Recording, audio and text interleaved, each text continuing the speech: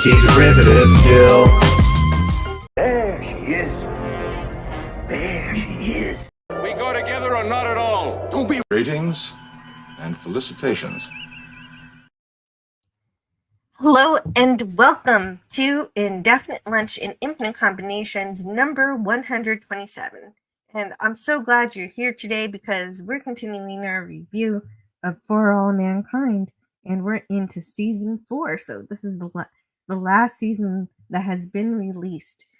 So I'm starting to get excited to be done catching up with the rest of the world and watching this show. I don't always, I don't always agree with everything I see in the show, but it's really great. It opens up a conversation for so many things, and I can't wait to see what's in store for season 4 and next year when season 5 is revealed. By the time we get to that point, I'll put a pause on my Twilight Zone reviews to take a look at each episode of For All Mankind as they're released. So I'm starting to get excited about that. And we're here to talk in depth about season 4 premiere episodes 1 and 2. And so those are Glasnost and Have a Nice Soul. Kind of like Have a Nice Day, but you're on Mars. So you say it a little differently.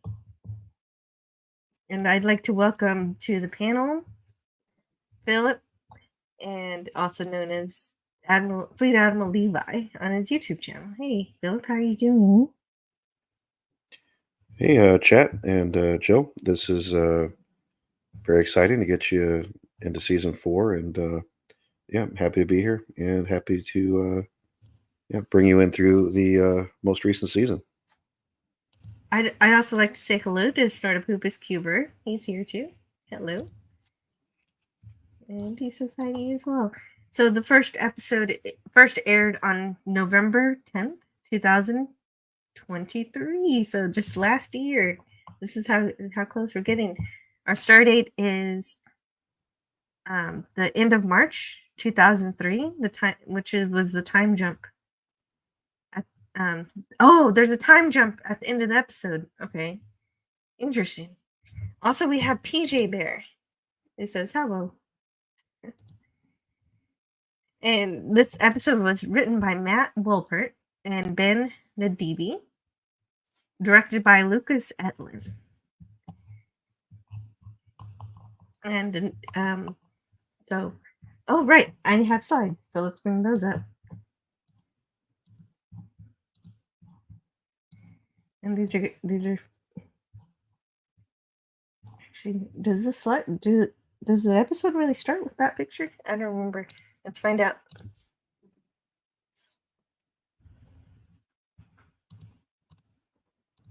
Let's make that larger. The bears are here, right? Oh, PJ Bear, Snortopoopas Cuber.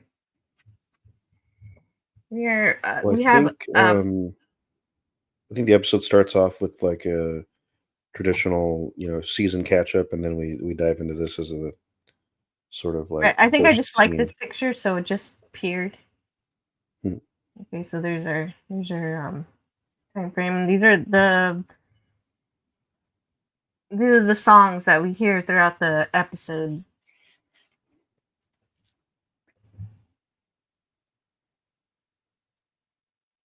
Oh, and that's the second episode, which we'll get to after we finish the first one. And those are the songs in that one. Normally, I don't include these in the slides. I just forgot to take them out. Yeah, so I actually didn't expect Ellen Wilson to win re-election. So that was a nice surprise. And so that was fun. But we don't really get to see her be president again because... she defeats Governor Jerry Brown, but for the rest of her term, we don't see the rest of it because by the time we get to the events of this episode, we have President Al Gore instead of George H.W. Bush, which is strange, very strange. Are you cereal? Yeah. So maybe his alternate universe self doesn't hunt man bear pig in this one. Speaking of bears, right. That's a possibility. And they're all, like you said, it's a montage since it's the beginning of the season. It's a montage of all the things that have happened. And another thing that's happened is that there's been a M7 treaty to expand Mars colony.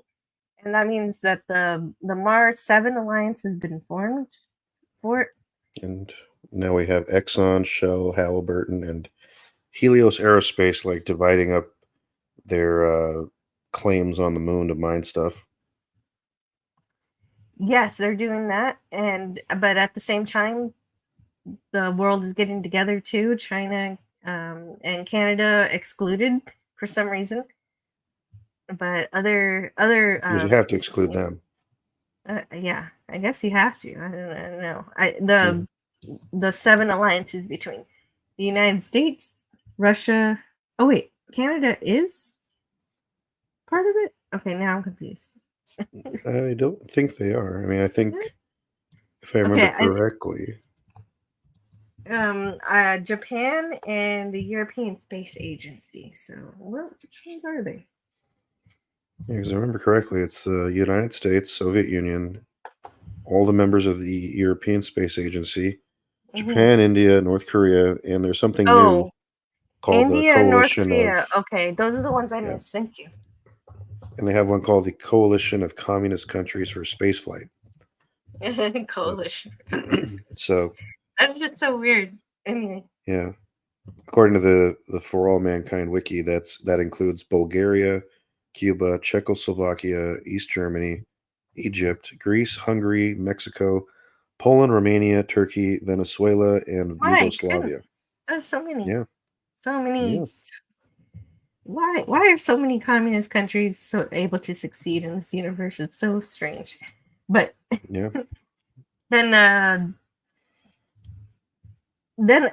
like you said earlier, we do have all the different all the different gas companies. I think I mentioned in previous live streams about how I didn't understand how current energy companies have not adapted to the helium-3 mining and everything. Mhm. So now they're finally here. They finally caught up with something that was obvious from the beginning. Yeah, they weren't going to let that money just sit on the table. Yeah. I want to say hello to Jim's Landscape. Hey, how's the landscaping going? And then there's of course some things that happened in our world that also happens in the For All Mankind universe, one of which being IBM's Deep Blue defeats Gary Kasparov in chess. Mhm. And this is a thing that's happened in real life. Yeah. And DJ Play Nice is listening in. Hey, DJ. I always forget about the fact that Mike Tyson bit someone's ear off. And for a while, that was all anybody could talk about. Whenever I think of Mike Tyson, I think of that and I think of The Hangover. That's pretty much it. All right. Then the Helios CEO is announcing a new engine to make Mars. So the traveling to Mars will only take a month or two now, instead of the 9 months or however long it took before. Yeah, they don't have to depend on launch windows as much anymore. Right, they don't have to do the slingshot thing. They can just go. So is that the Calypso? I don't know. What This new generation space shuttle? Yeah. No, I mean, as far as I remember. Oh, okay. Oh, right, because Dev's not there anymore, so that doesn't make sense. Yeah, I think that's no longer a thing. Well, what is the thing is that they're using plasma propulsion technology, and so that's something else that's freeing them from having to worry about those windows for launch. Hey, and I want to say hello, welcome to Lance from the Outcast Creative. He's saying hello, and Tony from Stark Orion is saying good morning. Morning. I'm at work at the moment, Jill. I'll try to jump on before the end if I can take a break.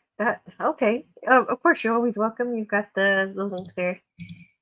And thanks for listening in, Tony. we're going through the montage of the first episode of For All Mankind for season 4, and so they always have a montage of all the different kinds of historical events that happened in the intervening years between the last season and this season. And one of the big news, of course, is that the Mars crew that were stranded on Mars, they come home after 2 years. And so for those of you just tuning in, they were stranded because astronaut Danny's pill dependency, which led him to cause a drilling site explosion, which sounds absolutely ridiculous when I say it this way, destroying much of their equipment and their ability to get back to the Phoenix more easily. So they ended up in a lost in space scenario where they had to drill up, more fuel to get back to the Phoenix and then get back home. And then the craft they did have, before they could even do that, they had to give it up to help Kelly get to the Phoenix to safely deliver her and to deliver her baby, the father of which died in the disaster that Danny created because Danny. Yeah. Because Danny. Because Danny. And yeah, so we got a Martian kid. And then North Korea, of course, is celebrating that they were the ones who really had the first person on Mars. Yeah. And so that's okay. So for some reason, Michael Jordan in this alternate universe is actually good at baseball. Yeah. Which is kind of funny. Why? Because in real life, I think he tried to pivot from basketball to baseball, and it didn't really work out. And then he wasn't very good. They made a big show of it when I watched Space Jam. They were just like, oh, they played up the comedy of how bad he was, but he wanted to do it because his dad loved the sport and he was a baseball player.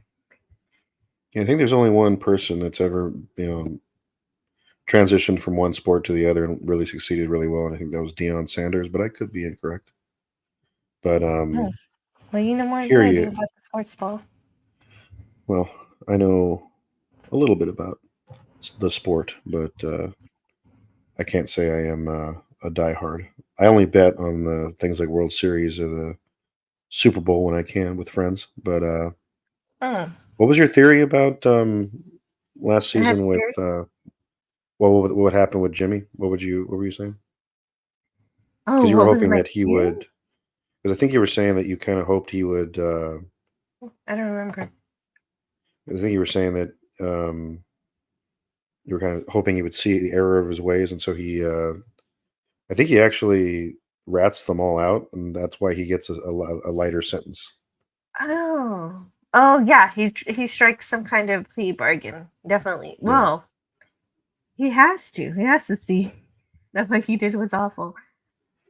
Yeah, because I think they say somewhere that he'll be out by like 2010. So. Oh, in this episode? Well, because I think they say either in like this episode, because I think they say like 7 years or whatever from the time that he, gets sentenced. So I think from that point on, it's like 2010. I think it's relatively. All in all, the thing is, Gordo and Tracy's children have not lived up to their legacy, and that's no, kind of sad. Yeah, unfortunately.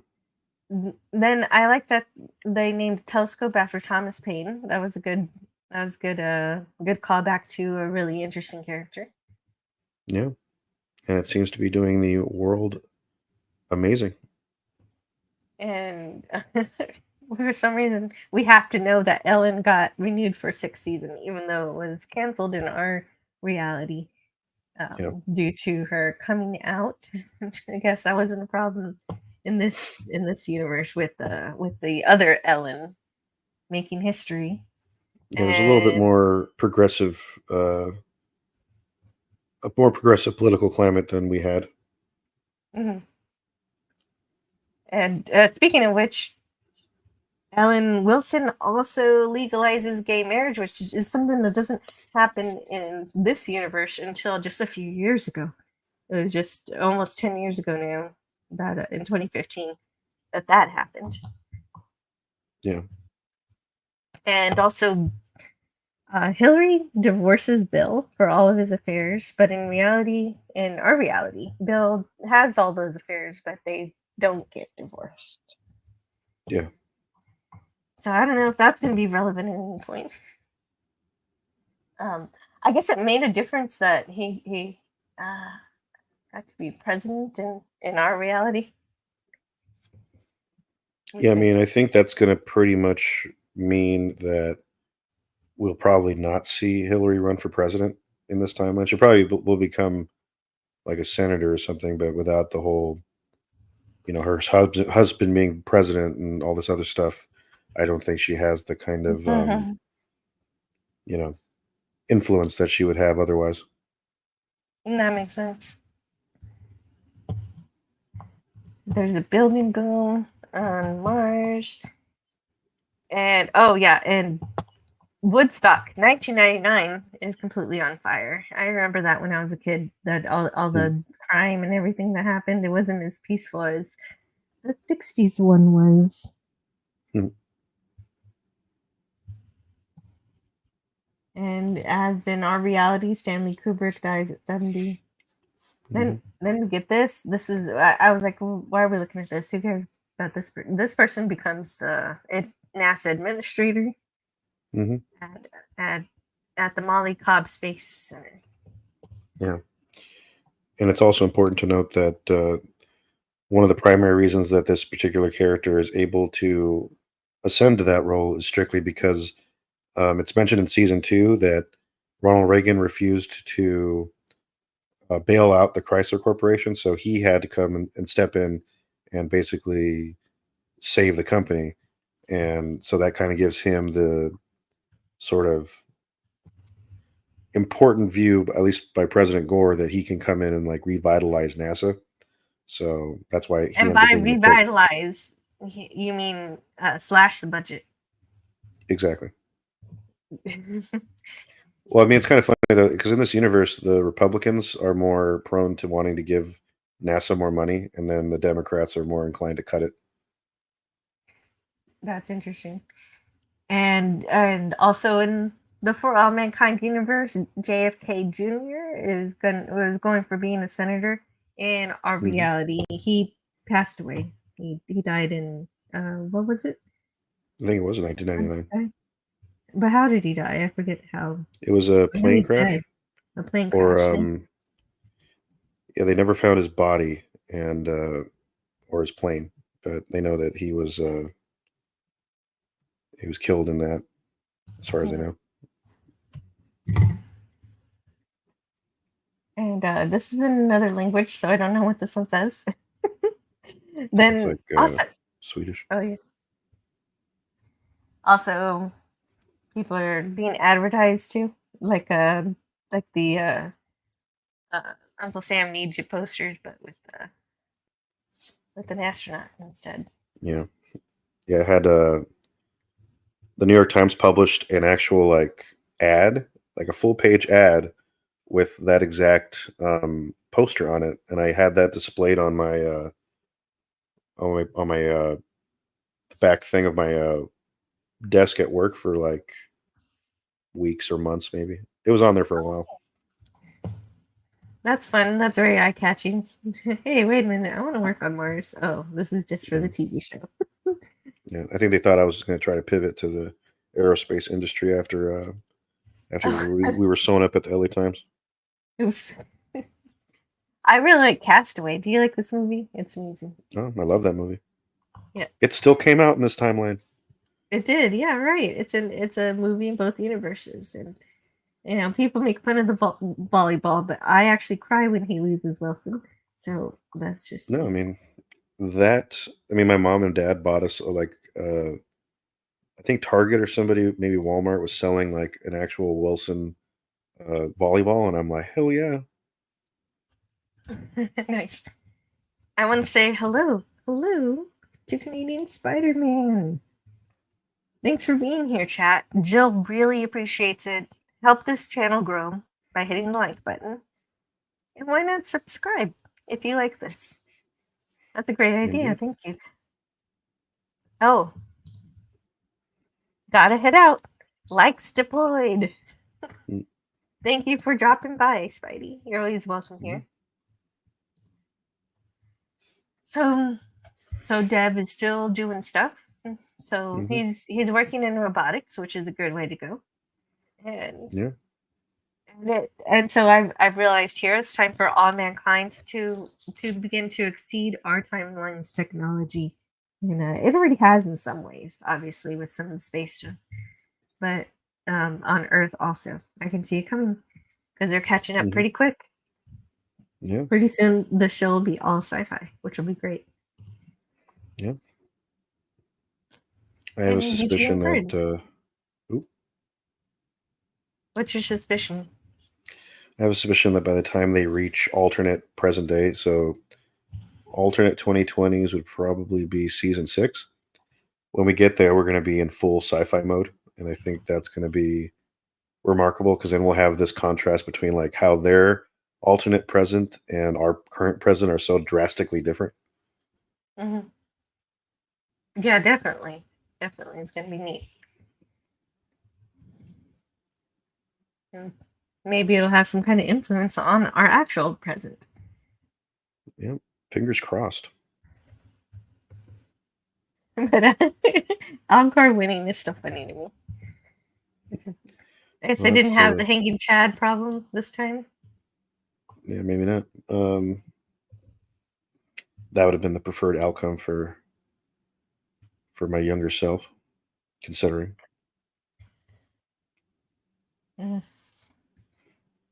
Although I can't say too much more, but we have Wilson there's a bunch of like. Wilson. Okay, so Ellen and Pam. I'm sorry, I cut you off. Did you want to add something? No, you're okay. No, I was just saying that it kind of seems we have like a lot of theories in the fandom about where the presidents could go, and so I feel like if I say something, that'll kind of reveal what's going to happen later. So, yeah. Well, pretty soon we'll be done with season 4, and you can say everything you want to say. Yeah, now it'll become more obvious as we go, but yeah. For sure. And John the Beagle Dad says, "Good afternoon, folks. Good afternoon to you too. How's the Beagle?" Ellen and Pam, they're together forever. They got married. Happily ever after. Yep, in a ranch in Texas. South Texas. I know, there's a fire. There was a problem. What was that? John Lennon in our reality is dead, but in their reality, he's still alive. Yeah, and he's playing the Super Bowl. The Beagle is cutting wood beside me. Wish I could join her. I'm exhausted. Oh, okay. I was like, cutting wood. Is that a weird way of saying cutting cheese? But no, he's cutting wood. So, sawing logs, sleeping, napping. Adorable. Yeah. I'd like to take a nap too. But oh, wow, John. Next year, John's going to the Johnson Space Center. That's cool. It's a snoring dog. My cat doesn't snore. I watched the show when I was a kid. It's one of the reality shows that are in our timeline too. Included in the reality show list here they have is also Survivor, which we have also, but one we don't have is Moon Miners, which obviously we don't have that in our timeline. But I imagine it's like the Deadliest Catch, but with moon, mining instead. Yeah, wouldn't that be amazing? Yeah, it seems like fun. And so everybody, is nations of the world are working a little more together than before. Russia and the U.S. are working together. It seems like Russia is accepting more of capitalism than they did before. Yeah. That's the thing. I don't know if they've completely abandoned communism or what's going on. Yeah. No, A I lot of think it has they're. been made a little unclear. Well, I think the implication is that while both countries are starting to kind of collaborate more, and even Al Gore says that basically the Cold War is over, and now they can work together as friends, and you end up in this situation where now that the United States is sort of continuing its sort of progressive thrust towards we already have gay marriage now in the I think 1990s, late 90s, and then you have some Mm. more of these other progressive ideals, and then you have Yeah, um, just not even progressive. Just treating people like humans. That's a good you know, thing. Good way to go. and then you have the Soviet Union, where they're starting to accept more capitalist ideas, even though they're not getting rid of communism completely, but Yeah. they're Well, being that kind more of sounds like accepting. China, but not all of China, but Hong Kong in particular. It's what Actually, I it think it kind of is a reminds little me of. bit like modern China, where they have implemented some elements of a version of capitalism, but it's more of like I think some people have called it state capitalism, where it's like the state is the ultimate arbiter of whatever uh, gets proliferated through the population, and so Yeah, um, that's what I yeah, was thinking is what's going on. And yeah, I think obviously that's with what happens at the end of one of the episodes when they're shutting things down, it's obvious things are still shaky over there. yeah, But we'll get to that when we get to it. And yep, I guess yeah, you're right. It's also the end of the Cold War, and, and that's why the U.S. and the Soviet Union are making better friends. Obviously, in our reality, it didn't take until 2003 to end the Cold War. It ended. The Soviet Union dissolved in 1991 in our reality. But here we've got okay. So Happy Valley obviously expanded a little bit, oh, yeah. and they've got a plan to bring an asteroid into the orbit of Mars to mine. What are they mining from Kronos, the asteroid that they can't get from Mars that'll somehow make them independent? They don't say, I do they, believe. in this episode? I They don't. mean, I if I'm not feel like they don't say mistaken, anything.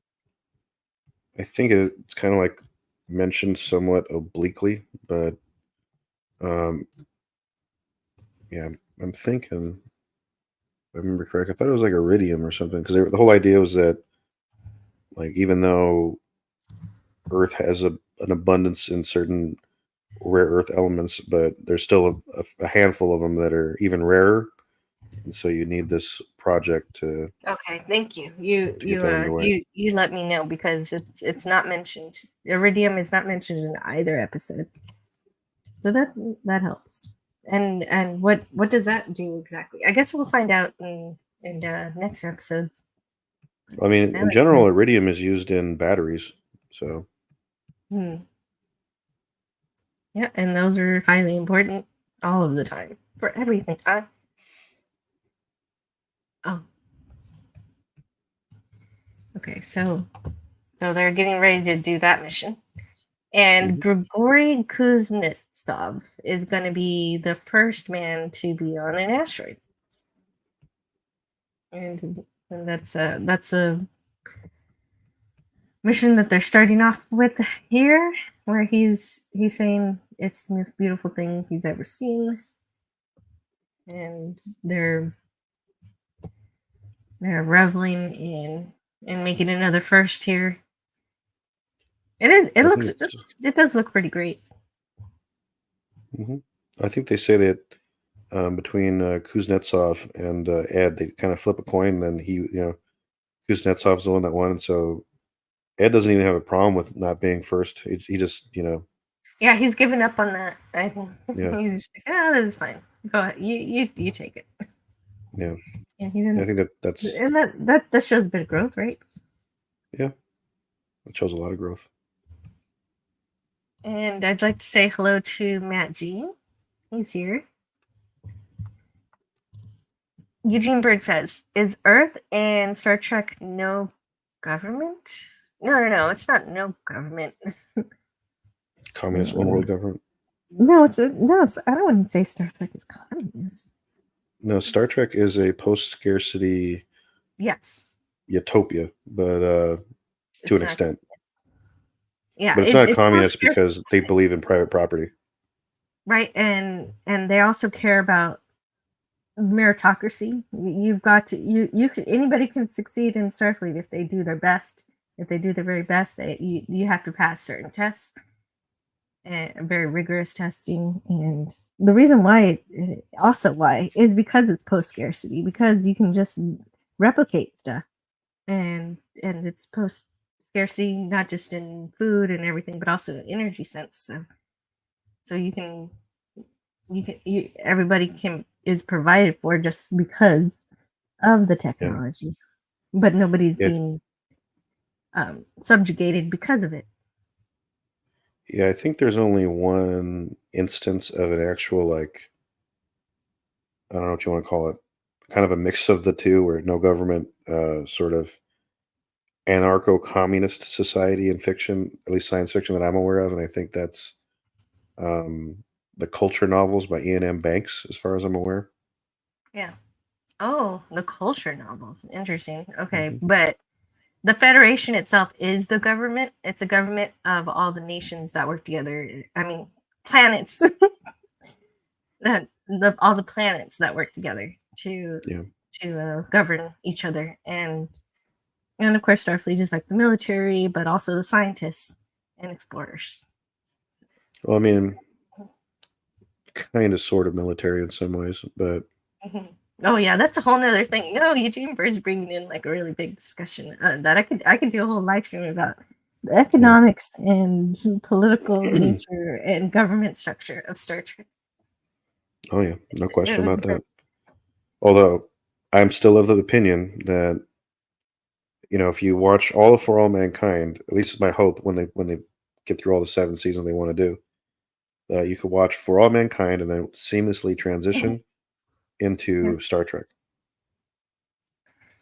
Right into Enterprise. Yeah. Well, okay. Well, I can't wait to see how far they take this show. Yeah, me too. But we're going into, this is the new NASA Administrator Hobson, and so that mission controls he says, today, along with our partners in Moscow, Helios, as well as the rest of M7 nations, we take the next step towards a self-sustaining Mars colony. After Ranger 1 hauls the Kronos asteroid into Mars orbit and we begin mining its valuable resources, Happy Valley will only continue to grow. The sacrifice, the amazing work you've done here, every single one of you. And then he's like, especially even you, like he just says, even you, like some random person. Even you, Dan. What's wrong with Dan? Why are they dissing Dan before we even know who he is?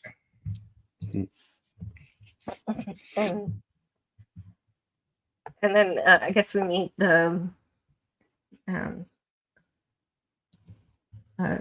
flight director is somebody named Mrs. Hughes. We don't see much of her this episode either.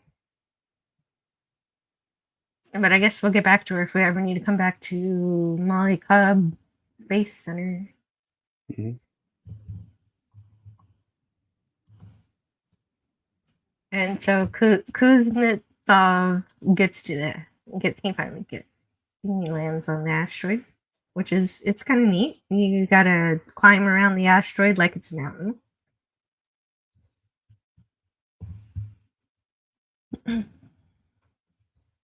Everybody's happy about this.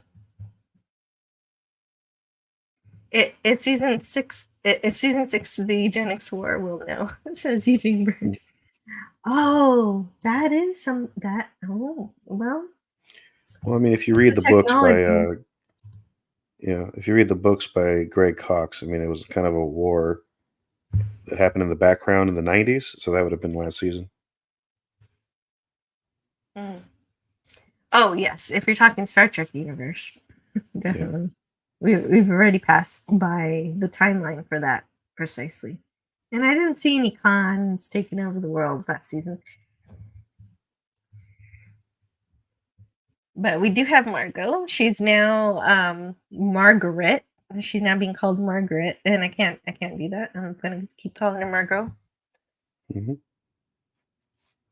And she has a routine just like she had a routine before. She likes her routine. She goes to get some bread. She's followed by the KGB, and and I guess apparently every once in a while she tries to get into contact with people who are working on in space, but she doesn't. She fails. And everybody's talking about Gorbachev. It's a political thing. They're arguing about him. Oh, one thing that I passed by already. She has a bonsai tree, and she still has that conversion chart taped to her desk that she took. And so that makes me wonder what else she might have taken from her office apartment, from the JSC when it exploded. Before it exploded, obviously she left before, because half her office was destroyed. Yeah.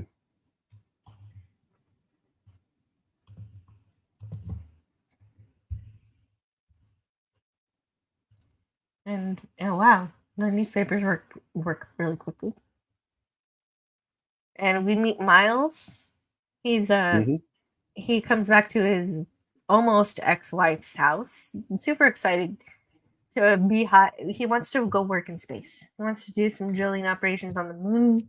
But in order to do this, because he thinks it's going to save his marriage, but first he needs his best t-shirt, his best work shirt, not t-shirt. Yeah. Yeah, he's going for an interview, I think. Correct. Yes, because he's got an interview with Helios Aerospace to work on a mining operation. And because he had a friend who referred him, and you get a good reference that helps out a lot in getting a job. Yeah. And so he's really optimistic about this. She's not.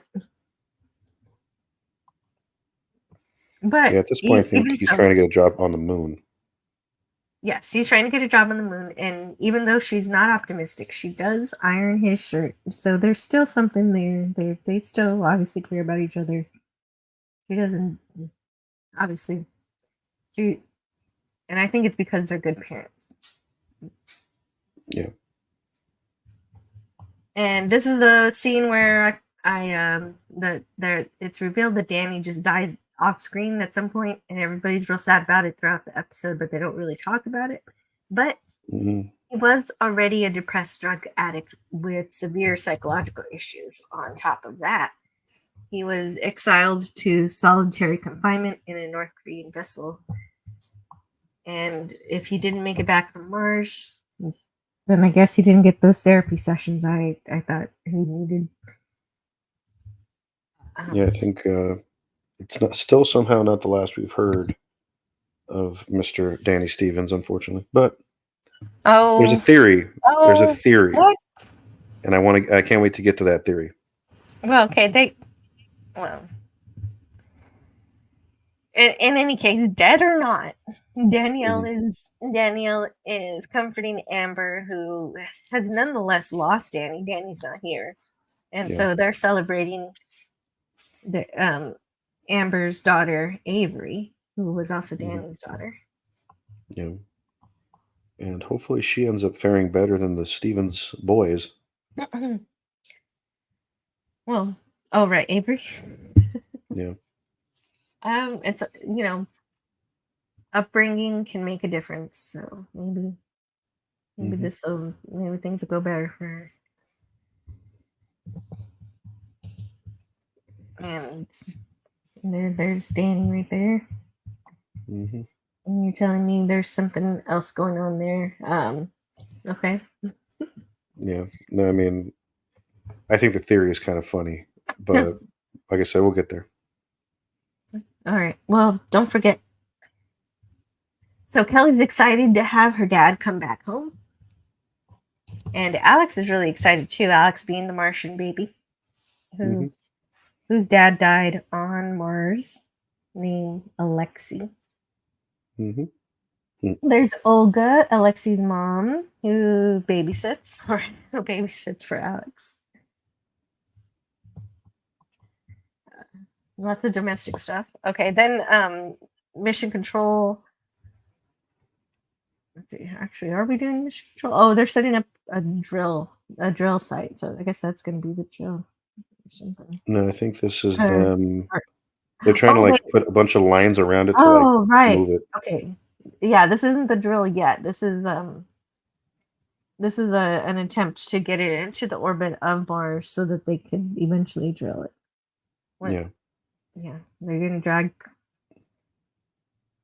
because you're not gonna come up with any problems hitching a bunch of rockets to an asteroid to bring it into perfect orbit with the planet. That doesn't seem dangerous at all.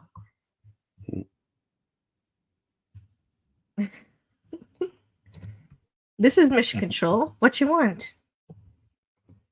Hmm. So Hobson says, Leda did good to bring her son to the mission because when he got to go to work with his parents, he was inspired. Mhm. And they start the towing procedure.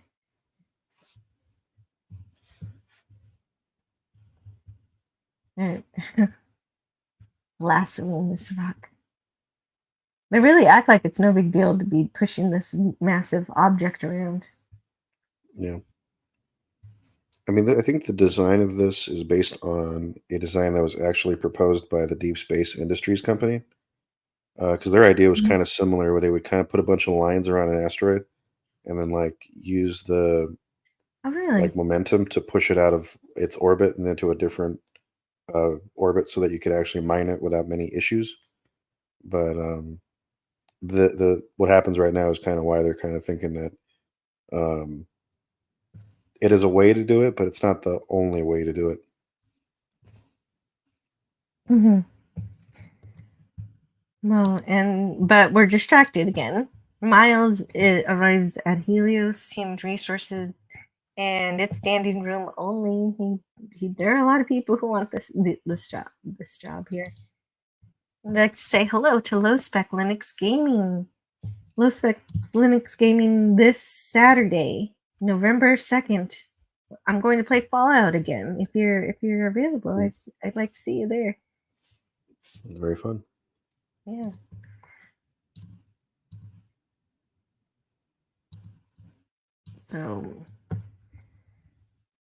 Yeah. So he's having trouble filling out his application. He ends up lying about going to school. Hmm. He's never been to school.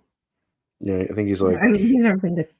I'm sure he's been to school, but not a yeah, I university. don't, yeah, he's never been to any sort of advanced education because I think, yeah, he doesn't mark it down, but he does kind of lie on his application. But he says he's good at Microsoft Word, Excel, and PowerPoint. Well, we have the same Oh, although qualifications. no, that was somebody else's application.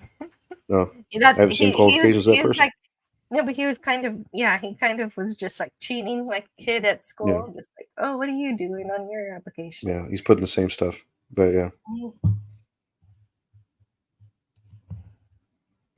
And and that's there's the work job for he was him going for. Yeah, though. But the problem is he wouldn't be able to go until 2 years later. But he needs a job now. yeah. There's so many people wanting to get sign up for the moon jobs that he's gonna have to wait like 2 years, and so instead, you know, recruiters like, "Oh, we can squeeze you onto this Mars thing even faster. 2-year tour minimum." Yes, and he accepts.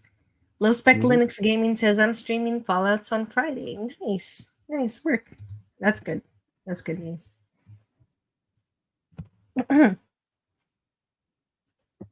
Oh, Okay, yeah, and so now the cables, because For All Mankind's always having trouble with cables attached to the asteroid, get all wobbly and they start to break loose.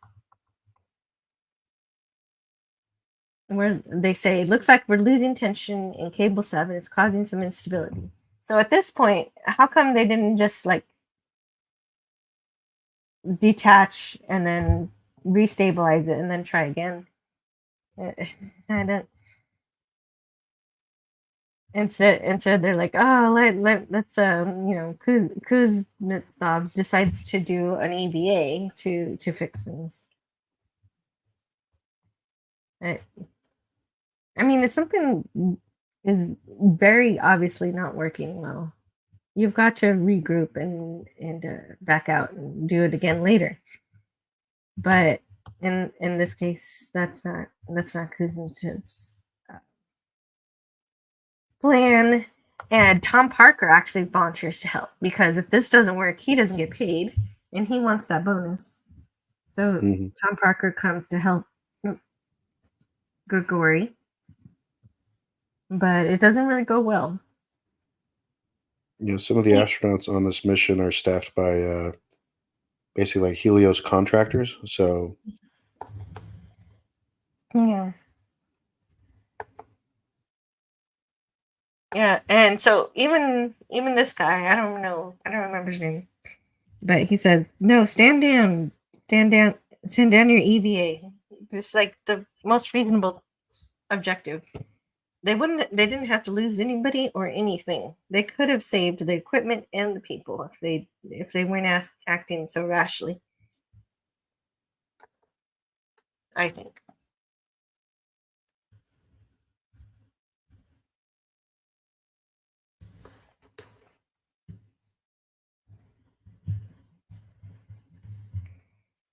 But things don't go too well because Kuznetsov's legs gets crushed, and one of the cables breaks loose, and the whole structure impales Parker, just like stabs him right through. It was horrifying. And since Grigori is losing oxygen so quickly, he tells Ed to don't rescue him. Because Ed wants to go and rescue him, but they just I don't understand why Kuz had to do the EVA in the first place. They could have come back later when they didn't. He wasn't even doing it to like save lives or anything. There was nothing in the balance. There was no reason for this to happen except for him to die for some reason. So I don't know. I mean, maybe I'm missing something, but this didn't have to happen this way. And I think they could have detached as soon as there was a problem, and everything would have been. They could have regrouped. It's not like the asteroid was going anywhere too fast. I mean, I think for me, it was kind of like, I think his plan was to sort of not reattach the lines or anything, but like retension them, I think was the idea. But I think that could even have been done at a later point. Yeah, I agree completely. But I do think that the space exploration of this series is a little bit based around, taking risks, even if they're irrational. And so, really, they learned this back on Apollo 10, where that's the whole thing from season 1, where Ed was making the point that we don't take risks anymore, and the reason we didn't take risks is because we lost the moon. So that's kind of a theme that's kind of been. I mean, it's kind of the thing. Taking risks is sort of, a benefit and also a hazard, because sometimes you take a risk, like what Molly did on the moon when she found the ice, and then that's good. But then you also have taking a risk, and then you end up making the wrong decision, and then you end up like Kuznetsov and Tom Parker. Risk is our business. Exactly. All right. Well, something not as risky. is cooking, baking with a big old light bulb, and so Hmm. Danielle is teaching Avery how to use her easy bake oven. Yeah. I have one of these two. They're cool. But she gets interrupted with the news of the tragedy that just occurred. One other killed. Yeah, one other. They don't even have time to type Tom Parker because he's just Yeah. he's a red It's shirt. not even a long name either. Yeah. Yeah, I kind of Well, laughed when I saw that. yeah, it was kind of a callback, I think, back when who died in the very first season, and Bill Strauss was all upset about it. That that he Gene Kranz, was that his name? Yeah, Uh, that's right. and so he just got a little plaque, and he didn't get as much attention, his memoriam, as the astronauts did. Yeah. Eugene Bird says, I looked at NASA and the National Lab at Albuquerque, but those guys want you to have a minimum of a PhD and 1 year of a postdoctorate research. Oh, Hmm. you thought about working for NASA? That would be amazing. But yeah, that's just a lot of qualifications, apparently. Yeah, I mean, apparently people have them because I mean they're not, having that much of a shortage of folks trying to join them, but it's definitely an exclusive group if you don't have those qualifications. Well, and this is the part of the show, like, where I wish I could understand what went wrong on that asteroid. And so the drama in this episode was good and relevant to the storyline and everything, but I would have liked it if a little bit of the drama was pushed aside a bit, so that we could talk a little more about what went wrong with the mining operation, because it gets a little bit tedious when a super awful disaster happens with no explanation. And I know one's coming and they need to investigate it, but I'm impatient because this part of the show, the 10 minutes of the space stuff happening is why I'm here. So, Hmm. so the actual space exploration discovery, I gotta get through some interpersonal drama and office politics to get to it, and I can be a little bit impatient because not in Yeah. both episodes we still don't find out what's going on with that. Yeah, I don't think I do think this specific incident is sort of a springboard for Yeah. a lot of the elements that occur for the rest of the season, and so um, yeah, sort of the reasons behind it, I think, become less important than how everyone deals with it. And I think dramatically that works a little bit better. I think because I mean they don't really even dive that deep into like all of the other disasters that have happened since season one. Even I from know. I Yeah, you know Apollo what? 23 and such. Actually, they did. We knew what happened there. It was faulty equipment because of politics. Well, yeah, but I mean, like for that, they don't reveal that out the gate either. But um, at first, we But kind of they like, eventually did. And so yeah, I'm they eventually expecting the did. explanation here. They could have run some simulations to see exactly why they thought this design would succeed, but ultimately then use those same simulations to discover why it failed or something. I don't Yeah, I know. think I think you're thinking more from a technical lens rather than from a dramatic lens. But I mean, that's perfectly fine Yes. because there's a joke that either your show is going to be judged by either the rule of cool or the rule of drama, and oftentimes that can be um, manifest in a fashion that's a little absurd, but ultimately, if it serves those two purposes, then you're still doing something okay. I mean, I didn't have as much issue as others may have. Oh, I don't mind some drama or some cool stuff, but I also like, I like some of the. I also like some of the science, and this show's really good with the science usually. You're telling me we're not going to get an explanation for any of this? Well, I mean, again, I can't reveal anything until Okay. something happens, but I guess all I so. can say is that it's just a springboard for the rest of the stuff that's going to happen. Sir Queen Emma, hello. How's your day going? And Greek letter says, set up a mining operation in space. What could possibly go wrong? There's drama, there's YouTube drama, and then there's space drama. Yeah, we're doing space drama. Definitely. Although I will say, I think the drama elements of this season are far more subdued than the drama of previous seasons. Mm-hmm. Well, it We seems get to nothing. weave in a little easier. Yeah. Nothing?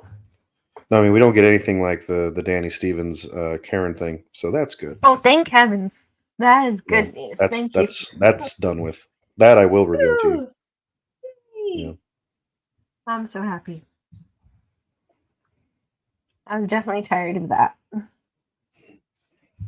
Although, like I said, Those there's still another shoe to drop for Danny, but we'll get there. Well, all right. Well, that's good because they didn't explain anything about Danny these 2 episodes. Yeah.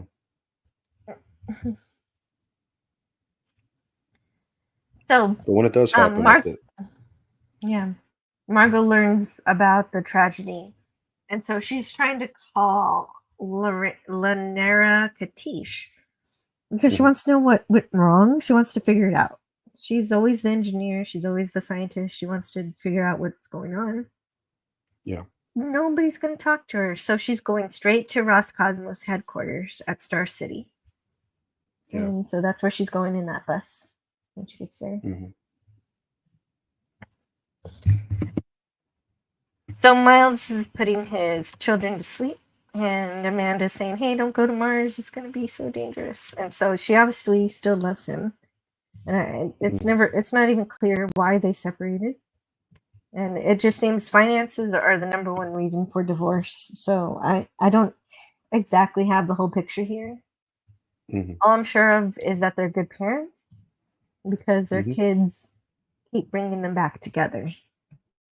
Oh, speaking of getting back together, I was happy to see Alita got back with her husband, who like I didn't understand why they got divorced either. I said the same thing last season that it was probably finances, like financial, like he was upset that she didn't take the better job. Yeah. But I guess he got over it. I don't know. I have to make stuff up. Well, I mean, sometimes that's a good thing. Yeah, why not? They got back. They figured those kids figured it out, so it's all right.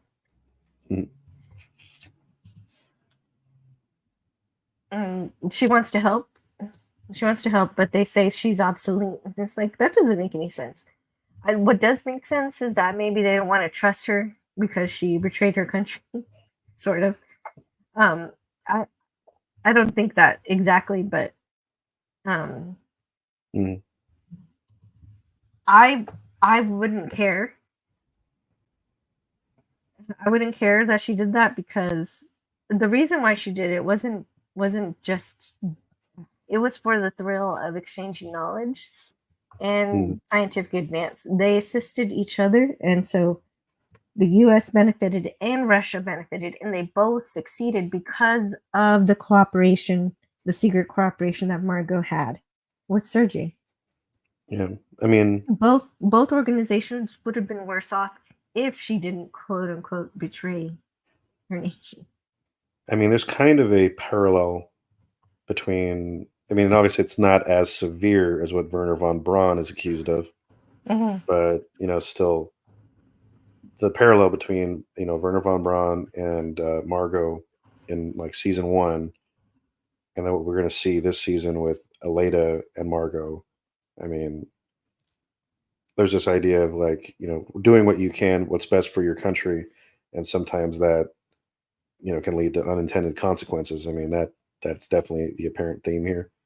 But Right. And yeah, she was, it all started because they had stolen some plans, but those plans, the Russian plans, the US plans that the Russians stole were going to cause a disaster. And yeah, Margot decided that they shouldn't die. And so she alerted them of the error in the engineering. And I mean, that's what it. Yeah, and that was that's what snowballed this entire yeah, yeah. thing It all all the started way up because into she wanted to prevent a challenger for the Russians, and then it right. snowballed into trading propulsion secrets, and then Yeah, and that's she didn't want to obviously do another that, story. but she was kind of forced by the KGB at that point. Yeah, But the thing is though, she's an engineering genius, so she'd probably tell me exactly what I wanted to know if she were there, because she's just as interested in finding out the issue as I am. Nobody else seems to care about solving this issue except for me well, and Margot. that's why I kind of think, other than I think you guys would be you guys would get along because you guys have kind of a similar view, but Hmm. yeah, I don't think you would betray your country. No, probably not. I'd be too Yeah, chicken shit. no, But well, that's why she got as far as she did. yeah. I'd say, hello to Rod Thunderheart. How are you doing? Hello, everybody. Sorry, I'm driving. Voice text. Oh, okay. Good to know. Yeah, no, wow. Rod Thunderheart's here at lunchtime. Good news. Oh, and Ed's having trouble because he's missing his friend. He wasn't able to save him from the decision he made to do the EVA walk and Ed's decision to allow him to do it. Yeah. Of course, it makes sense not to go back to the asteroid until they figure out what the problem was. And hopefully somebody does. He's continuing on. So he calls Kelly and he says that he's gonna keep going. He's gonna stay on as EXO until the new Mhm. commander is settled in. So he's not coming home yet. Poor Kelly's having to deal with with Olga a little Yeah. longer, the Yeah. mother-in-law.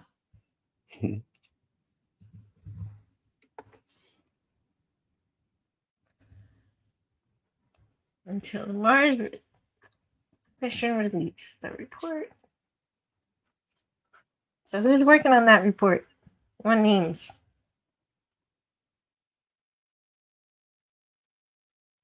Oh, and Olga also says Ed's not coming back home. Hmm. That's her prediction. Yeah. But he's been promising every year and not returning. Hmm. So we finally get to see the Molly Cobb Space Center um, marquee outside. Yeah. Fine. It's nice to see the dedication, even though I'd rather have her. But this is good. Yeah. Well, she gets immortalized, and that's great.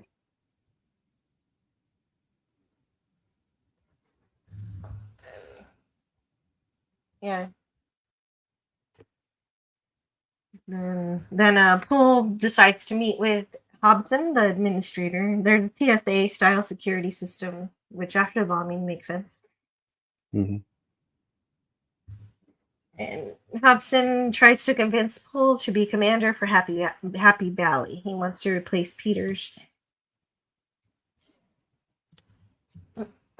But she has some misgivings about it because of her experience with Danny, which they don't explain, is making her reticent to go back.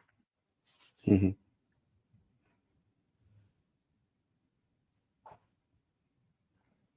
And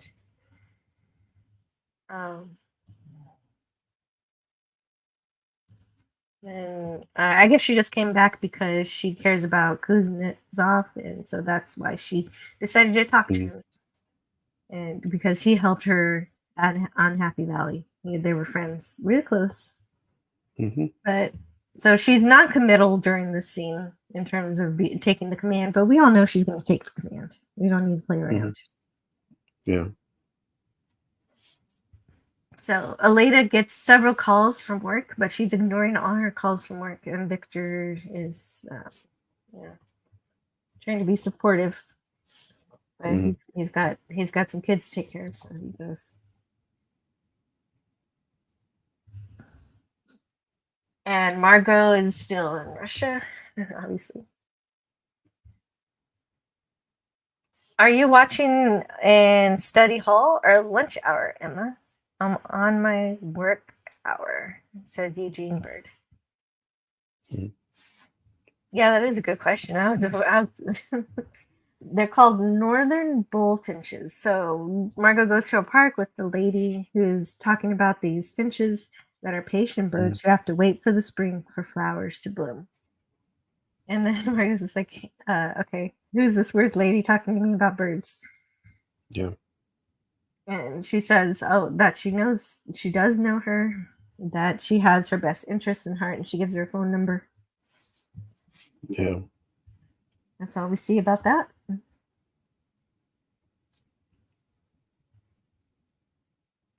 And Danielle finds out that Will Tyler is getting engaged, is engaged rather.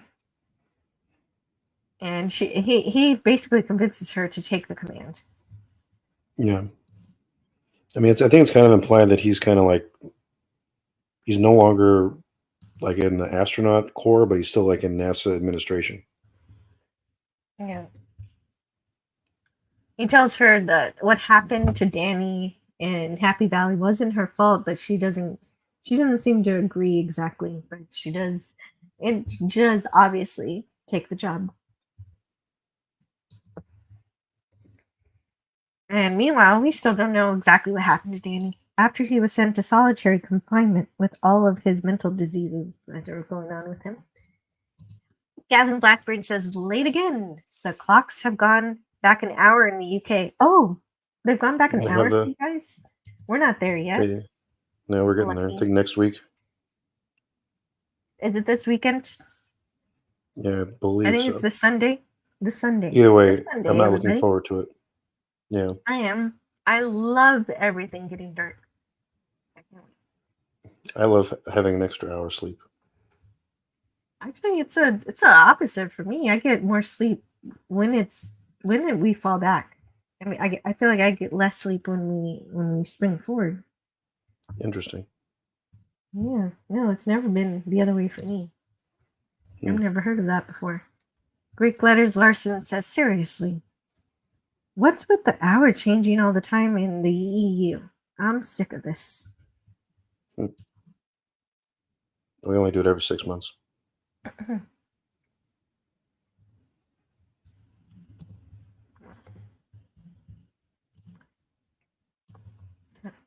Okay, so I think Ed's just smoking marijuana in the scene. There's really nothing going on there, so don't worry about that. Oh, you don't see that yet.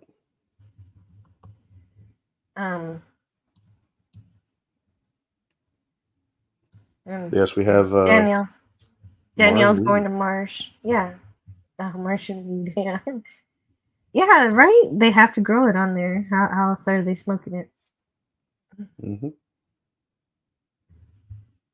I always figured something like that would go down. My dad would love Mars at that point. That's all you need to be happy. Yeah, he would definitely be satiated. And the episode ends with Louis Armstrong, When the Saints Go Marching In. And then we move on to the next episode, Have a Nice Soul. Which is what you want to say when you want to say have a nice day when you're on Mars. So you're prepared for that if you ever go to Mars.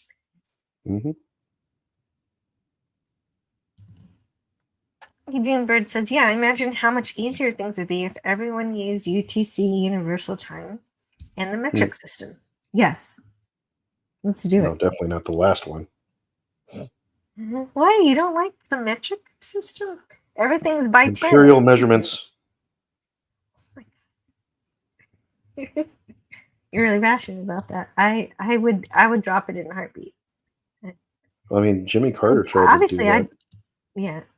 yeah. I wish he would have succeeded. Obviously, it would be a transition for me too because I'm used to the imperial system, but I would adapt. Everybody would adapt. We'd have to. I mean, I'm open to keeping America I mean, I like America being our own thing, doing our own thing, but in terms of like trying to get everything right measurement wise, it makes sense for us to transition to the metric system. Right, So, exactly. It's actually been an issue at NASA before, where yeah. the conversions. Yeah, I think Have they caused what was it issues. like a probe or satellite we launched, and then because we did it in imperial units and they did it in the metric, it was all off. Hmm. That is bad. Yeah, so that is not good. No. But what is good is the next episode, Have a Nice Soul, episode 2. It first aired on November 17th, 2023. It was written by Bradley Thompson and David Weddle, also directed by Lucas Etlin, like the last episode. And so then we've got everybody who was on that rocket ship. They arrive on the red planet. Miles got the job he wanted, and Danielle is going to be commander. He's excited to be there, taking pictures like a tourist. Yeah. I like what the base commander says when they first get there. The day is 2.75% longer here, but that does not mean we can drag ass. Yeah.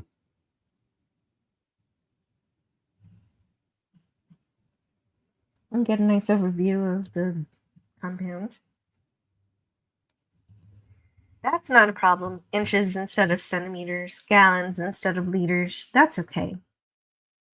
But the British have to drive on the left side.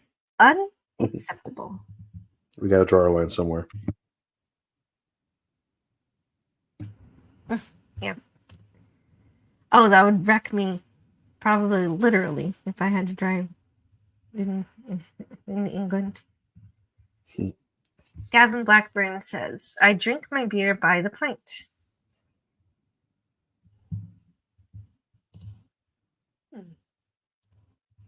They come in pints? Okay. I suddenly thought of Lord of the Rings. Yeah.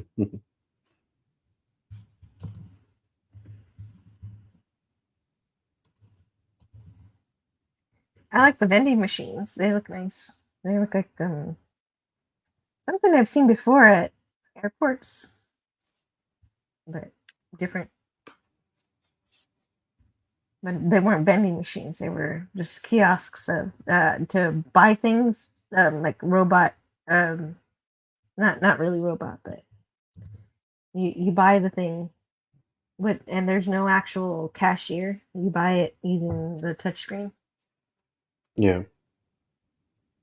Yeah, I've seen those at train stations.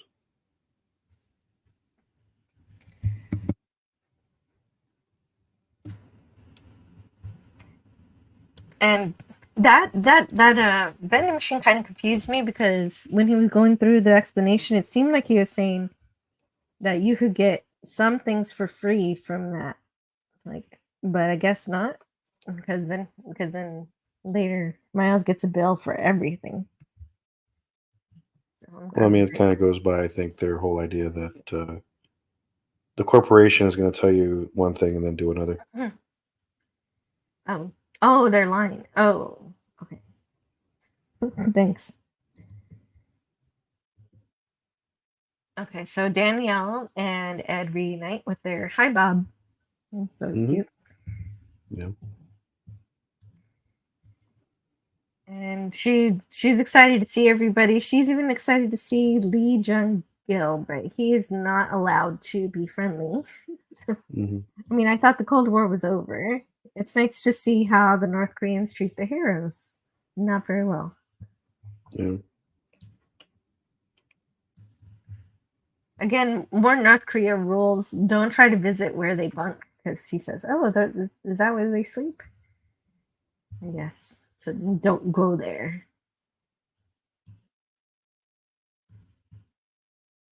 So And obviously he'll go there.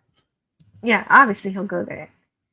I'd ask if the North Koreans are like the new antagonists instead of the Russians, but if they can't even unify North Korea with South Korea, so they're still only defined by their capability to copy Russian space travel equipment. Yeah. I mean, I think what I can say is Mhm. no. Okay, thank you. That's good news. I was afraid of that. That was not going to be a good thing if that happened.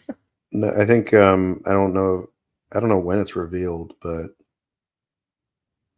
because I think the series was predicated on the idea that the Russian and American Cold War would like keep going, and so in this part of the season, we're kind of under the impression that that's pretty much over. But it was never. I mean, I think they kind of mentioned it too in the opening intro for the season. For the intervening years, that even though Russia is making these like big strides and like kind of being more open, there's a big pushback to that because there's a lot of people who think that doing so has made Russia sort of move away from its core communist values. Yes, and I'm fine with that. So But I guess some people aren't. yeah, no, I'm Especially thinking that North Korea. North Korea is not impressed with Russia. You're saying no, brief load securement. Is that what you're working on, Rod? As if one bob isn't enough. Mm. They're not. Nobody's actually bob. no.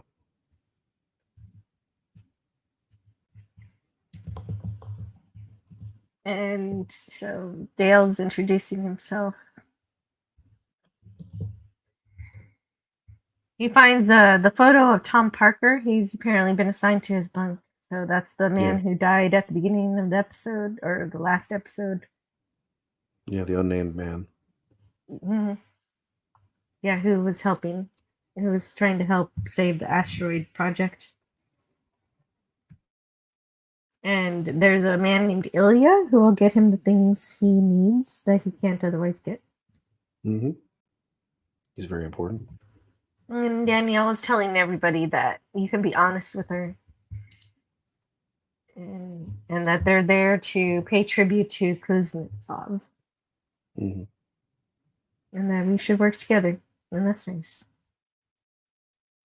Oh, she says, the last time I was up here, this whole place was nothing but a couple of hallways, but we were in it together. NASA, Russia, Helios, North Korea. So I'm going to need the help of each and every one of you. Well, we figure this thing out together. Under my command, there will never be a penalty for speaking the truth. We need to learn from our past, all while keeping our eyes focused on what's ahead. All right, let's get to work. And so they're doing that. Victor is woken up and he finds his wife repairing the TV. She's taken it all completely apart because I guess it doesn't work anymore. And he tells her that she's been, she needs to either go back to therapy or go back to work because she hasn't been herself. She's been playing Guitar Hero, which I don't see a problem with that. I love Guitar Hero.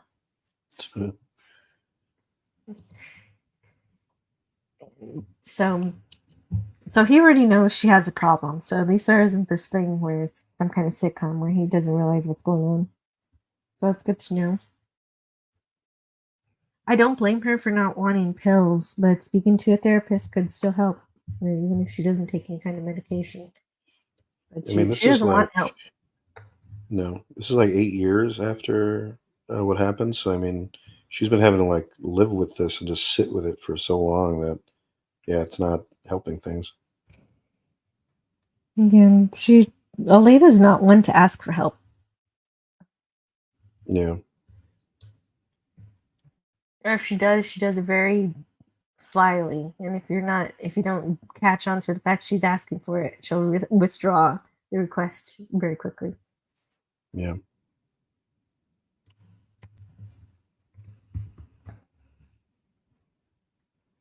And she hasn't been working in months. And so she's got to figure out what she wants to do next. Because the PTSD is hitting her hard every single time she does try to work. It crowds her thoughts and she can't focus. So our two big engineers who have carried this series for a while are both out of commission. One's out of commission due to mental illness, and the other one is stuck in Russia. Yeah. And Miles is trying to watch his video recordings of his family, but there's no bandwidth to be able to watch anything he receives in his email. Oh, hey, Rod Thunderheart is headed off again. No. See you later, Rod Thunderheart. Thanks so much for stopping by. Yeah. Oh, I love this split screen montage. This is pretty neat. Mm-hmm. So we're having we're seeing the differences between the upper levels of Happy Valley and the lower decks. Yeah. So Danielle can see her family, and Miles Yeah. can. And meanwhile, while this split screen is happening, we're listening to a song called Clint Eastwood by the Gorillaz, which is fun. You get to see how much fun, how good Danielle has it versus Miles. Especially her coffee. Her coffee looks like she's really enjoying her coffee, and he looks like he'd rather he did not have any. Yeah. That difference there.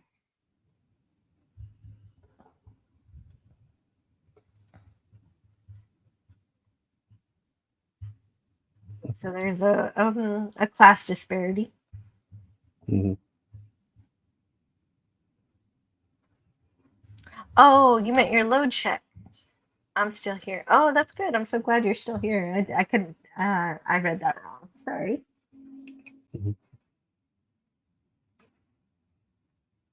So he goes to fix the air ducts or the AC for this one person who says, "Hey, look at the sink while you're here. It's not draining."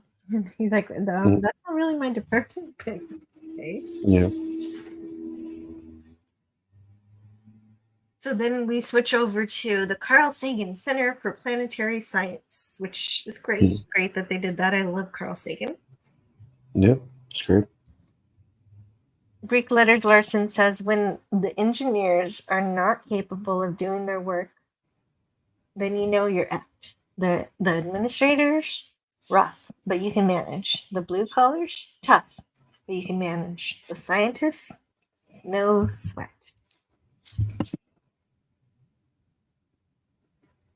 Yeah, but Margot and Elaine aren't the only engineers in the world. There should be other people working on these problems.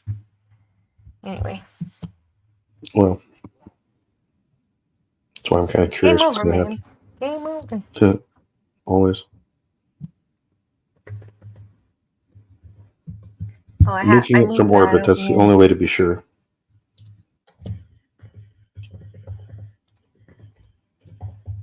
Oh, that one? I say we take off and nuke the entire site from orbit. It's the only way to be sure. I love it. Game over, man. It's game over.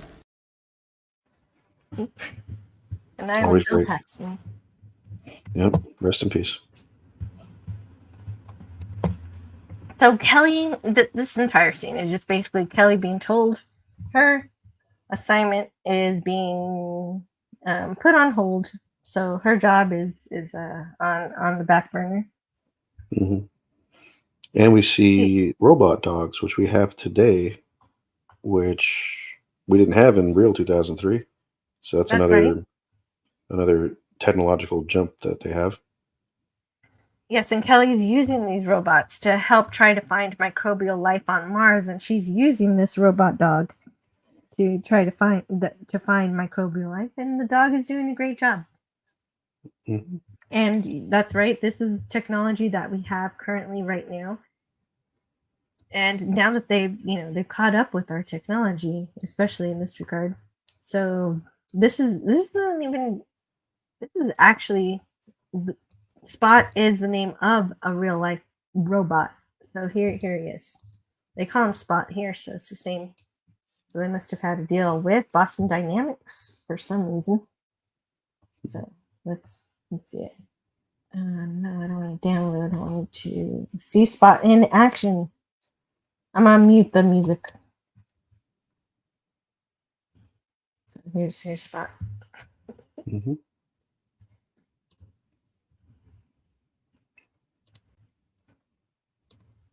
And this movie is a tribute to motherhood. I'm touched, says Greek letters. Anyway, there's Spot doing his thing.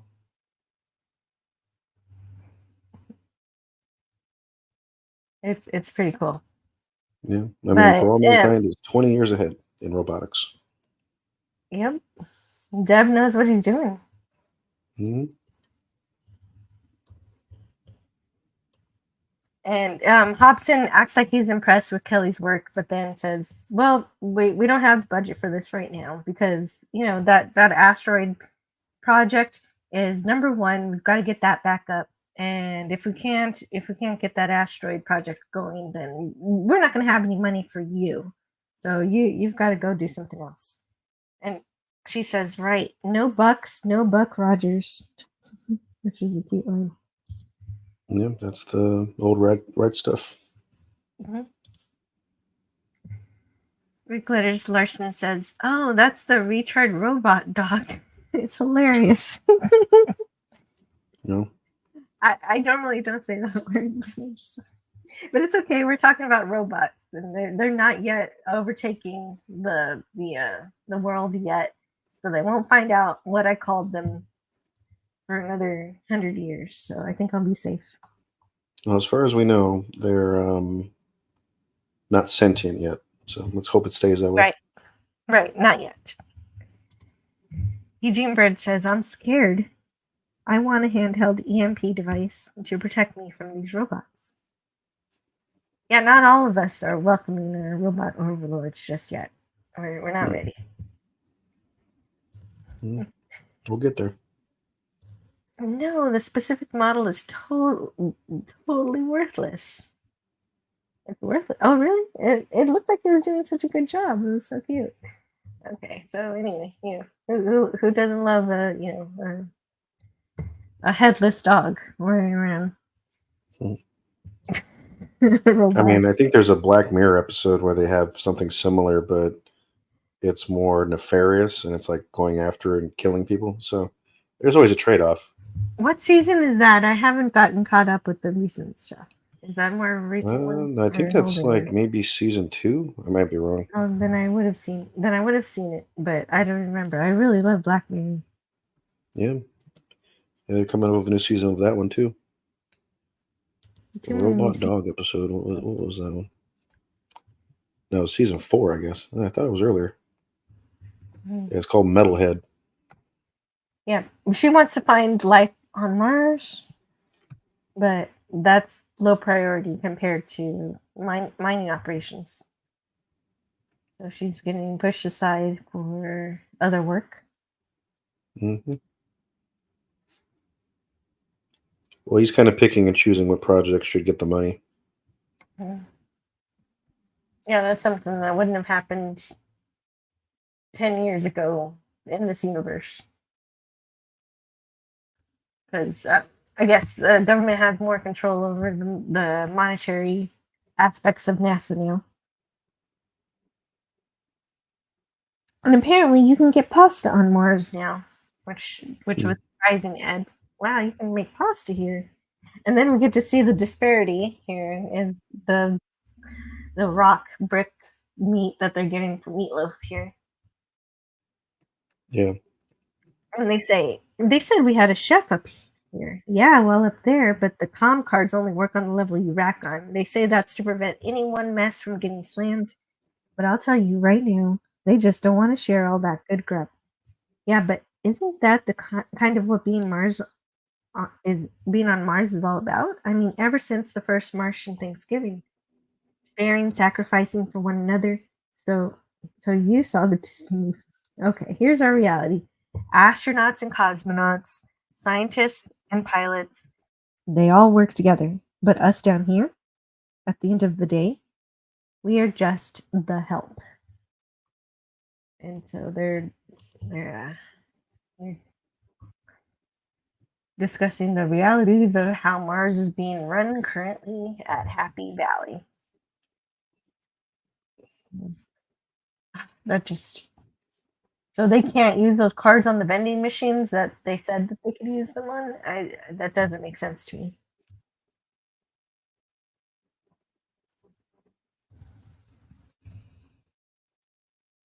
Hmm. And yeah, but I guess they're not getting any of that nice pasta. That's not for them apparently. That just isn't fair. And so of course, for some reason, no one's recognized this disparity this entire time until Danielle gets here. Why is it that only she notices, nobody else noticed this whole time? Have you seen the adaptation of War of the Worlds from the BBC? Plus, that had those models as hunters, killers for the surviving humans. I love War of the Worlds. I've seen. Talking about Honestly, I can't keep up with all of these War of the Worlds adaptations because I think there's been like 3 in the last 10 years. Because I know there was one that was like adapted to, like it was like set in the 1890s, and there was one I think on that I saw on Apple, which I think was more contemporary. And I think there's another one that's out somewhere that is like an American interpretation of it. But either way, um, I can't keep up. Yeah, me neither. But what I can do is figure out how to repair these satellites. Hmm. So Danielle has realized there's a problem with the morale. People are upset about not having bandwidth. I don't know how she figured it out. I guess she said she went down there to see what's going on, which is good. But Ed says, "Oh, we'll get to that eventually. They'll send us a new satellite next year." And Danielle says, "Remember when we were the ones who were being ignored and that we weren't getting any kind of entertainment, or we were stuck? We were stuck with basically with that same." She doesn't talk about the VHS tape, but that's exactly what she's talking about. Mm-hmm. And so she wants to fix the satellite instead of waiting for the new one a whole year. And he says that's not a simple request. And she says the line, "Well, make it so, XO." Mm-hmm. And I love Danielle's attitude. Yeah. Implies what? That the next generation exists in this timeline. Oh, right, because Danielle is definitely Star Trek fan. We know this already. Mm-hmm. Get your pasta to Mars. Yeah, though apparently they've got what it takes to make pasta on Mars, and yeah, they've got really great greenhouses now that are making the kind of wheat I guess you need to make pasta.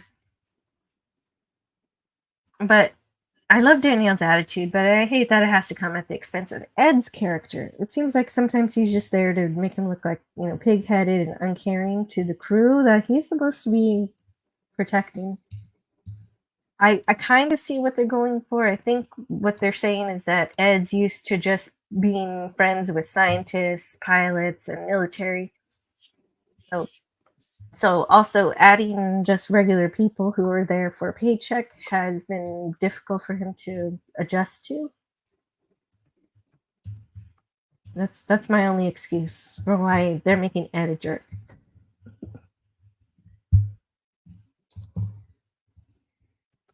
So that's I can see that though. yeah, that's probably it. I like it when Ed does does good things, but he's just being a jerk. So Aleda is trying to get back to work. And he says, well, we can help you with your mental illness. And this is a stark contrast to the first season where Gordo had to hide his mental illness or else he'd be grounded forever from working with NASA forever if he had admitted to having a mental illness. So that's something that's not a problem anymore. You can get help now and still work. But Aleda has a PTSD moment as she's trying to head back to work. And she realizes she cannot work at the Molly Cobb Space Center anymore. She can't work at the JSC. Maybe she can work somewhere, but she can't work in the place in the form. She can't walk into what used to be Margot's office rebuilt here and not have these episodes. I don't know if these episodes so far they're only occurring while she's at work, so maybe they only happen in this particular location.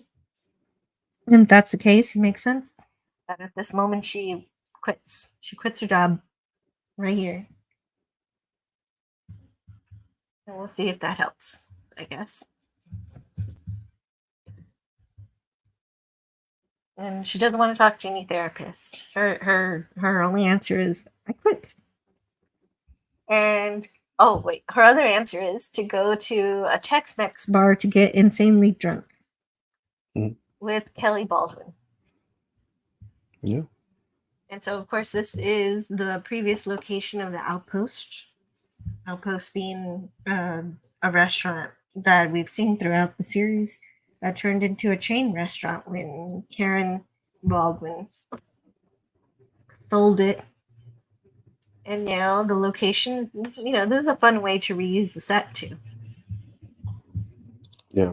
When you have mental illness, you not only can but should go to space. It's like the catch-22 for the Army. It says Greek letters, Larson. Gavin Blackburn says you'll never get the Jen doll by giving your money away, says Gavin Blackburn. Oh, right. Speaking of which, thank you so much, Scott. You're 37 for the super chat. Let's see, what should I play for you?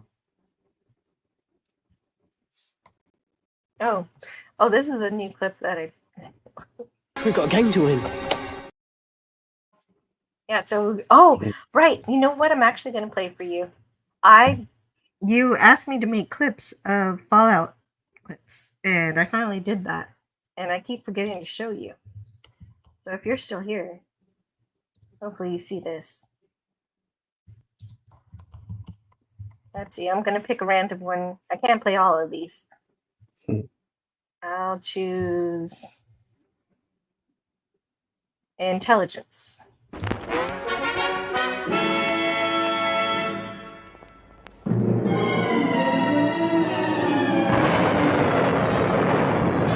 Following total atomic annihilation, the rebuilding of this great nation of ours may fall to you. That's why we at Vault-Tec have prepared these educational materials for you to better understand the 7 defining attributes that make you special. Our next area of attention is intelligence. With all the talk of physical survival in the wasteland, you may forget that sometimes it's survival of the smartest.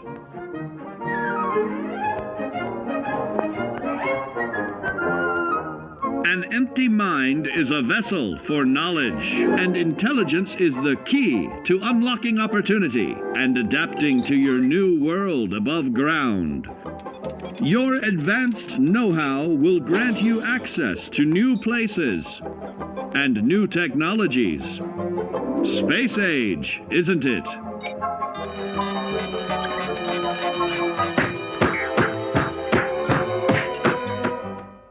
Intelligent survivors are also more inventive. creating technological wonders of their own.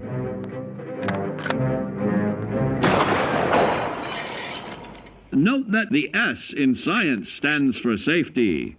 And when the tables are turned against you, don't be afraid to set aside your refined intelligence for the raw instincts of survival.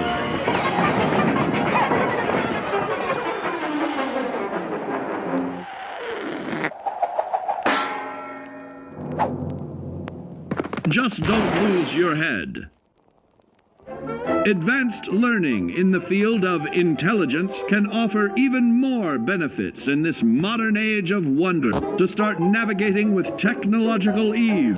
Keep blood where it belongs by healing in creating more potent chemical compounds from.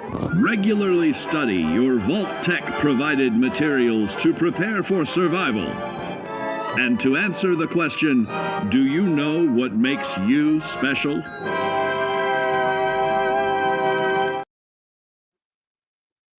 These clips, they're really great when I want to go get a glass of water, which is what I've done. So there you go. Scotty Air 37 says, I'm special. Yes, you are. You're very special. SPECCIAL. My intelligence is usually at a 6. The NPCs are always surprised. You're welcome. Scotty says thanks. He also says, that's always a danger. May Miss Walters arrive eventually. There's never a rush for good things. All right. Now, back to your regularly scheduled program. Right, we're supposed to be getting drunk on tequila at a Mexican restaurant. Right here in Texas. In the For All Mankind universe. Now Brian says, Scotty equals legend. Hi. Yeah, hi. Hi, now Brian. Really wonderful to see you. A shot of Tradicional, which is Jose Cuervo, I believe. Tequila. And she doesn't want any of the salt or the lime. Or like me, who likes to drink my tequila with the margarita. She skips that entirely. And these girls are way more hardcore than I am with their liquor. Mm.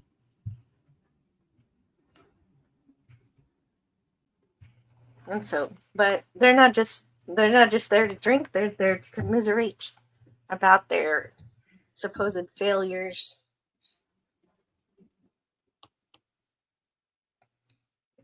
And they bond over that.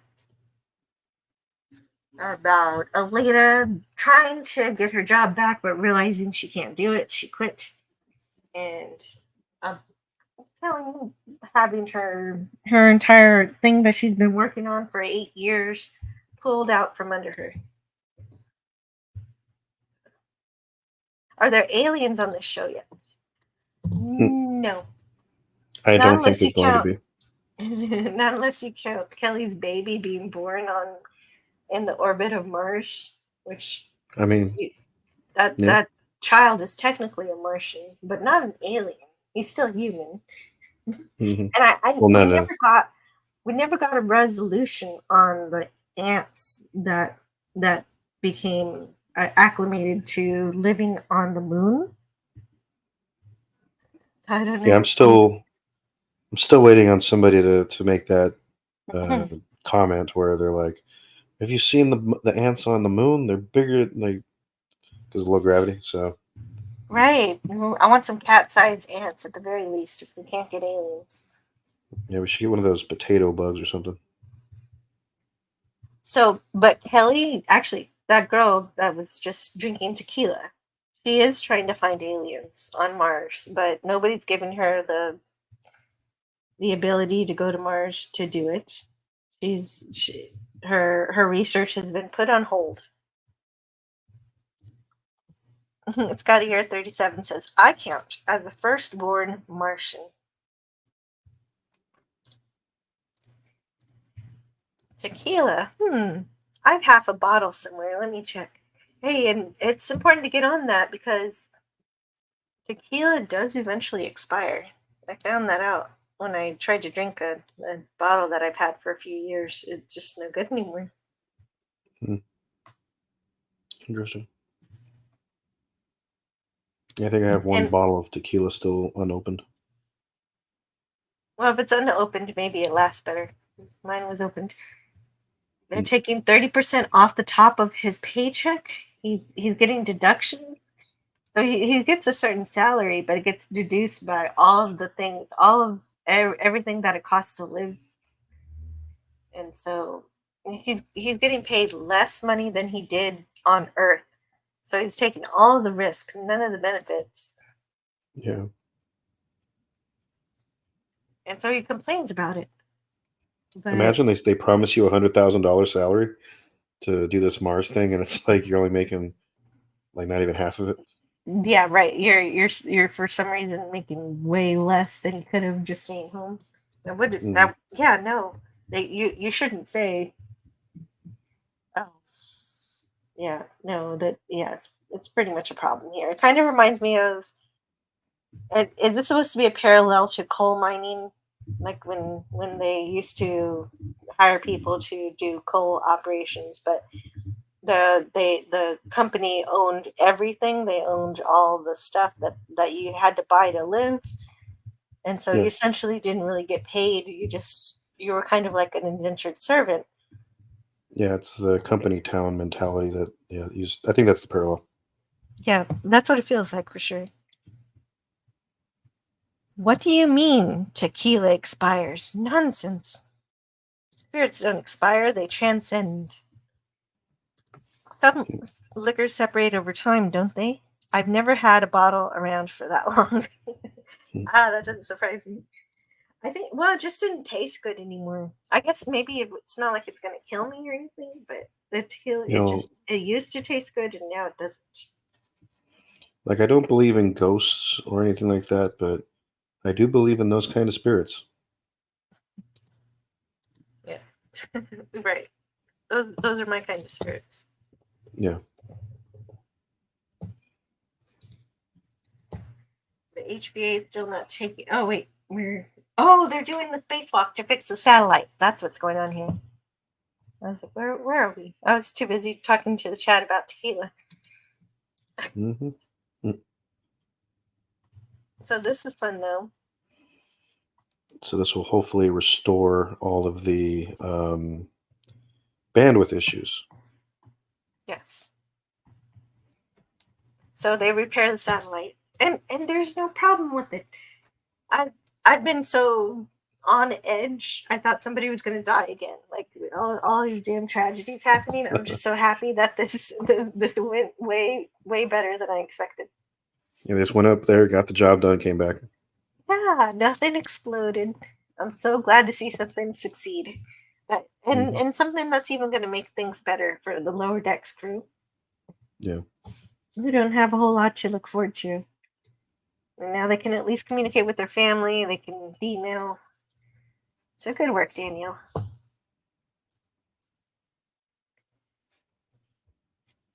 If you walk without rhythm, you won't attract the worm. Hmm.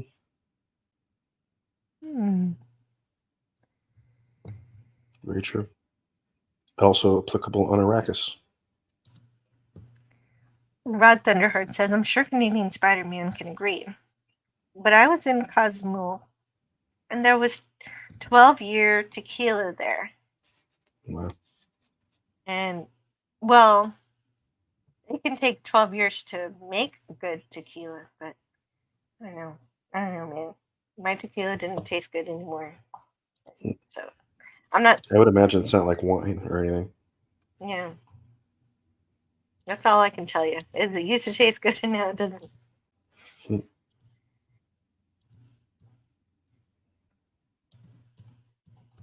And so Kelly and Aleda, they get totally wasted together. They're continuing to just lots of tequila.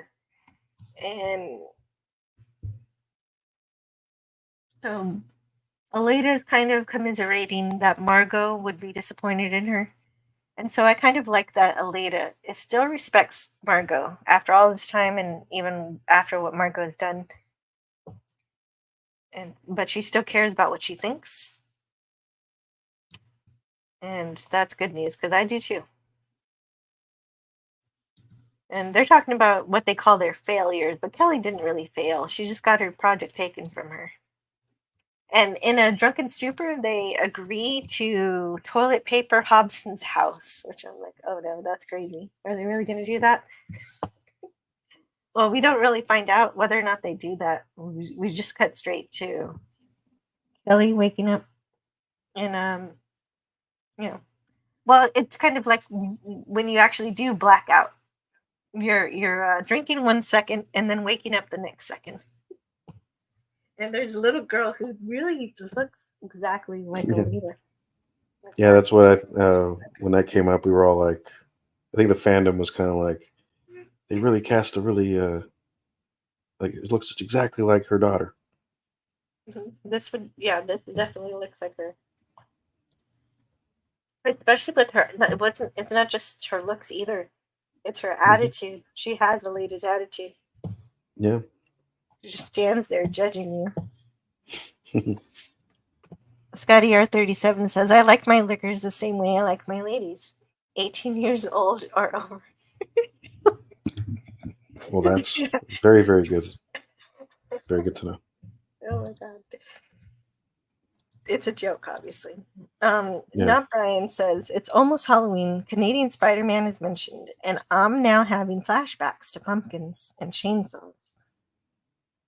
The most terrifying live stream ever. Oh, that's right. What channel did he do that on? Did he do that on his channel? Can we? Or was that on another channel? Not Brian. I forget where he took a chainsaw to a pumpkin. And Greek letters. Larson says, Raki, tequila, some bourbon, some vodka, and a few drops of martini. Let's see what happens. My Sounds tequila like magic. bottle had a worm inside. I ate it. I've never had a tequila worm. Do they taste any good? Are they like I've gummy never had worms? that either. And there's a lot of like Mexican candy that I remember seeing over at Universal City Walk that kind of boggle. It's like crickets and like cockroaches or something like lathered up in like some kind of like, I don't know what you want to call it, seasoning of some type. I've never had it and it disgusts me. But just knowing that that's a thing kind of is like mind blowing. Yeah. I've tried a sour cream fried cricket before. It wasn't that good. Yeah, it was like it's supposed to be like a potato chip, but it didn't. No. I don't really want to eat bugs, I found out. Yeah. But I might do the worm thing just for the experience of it once.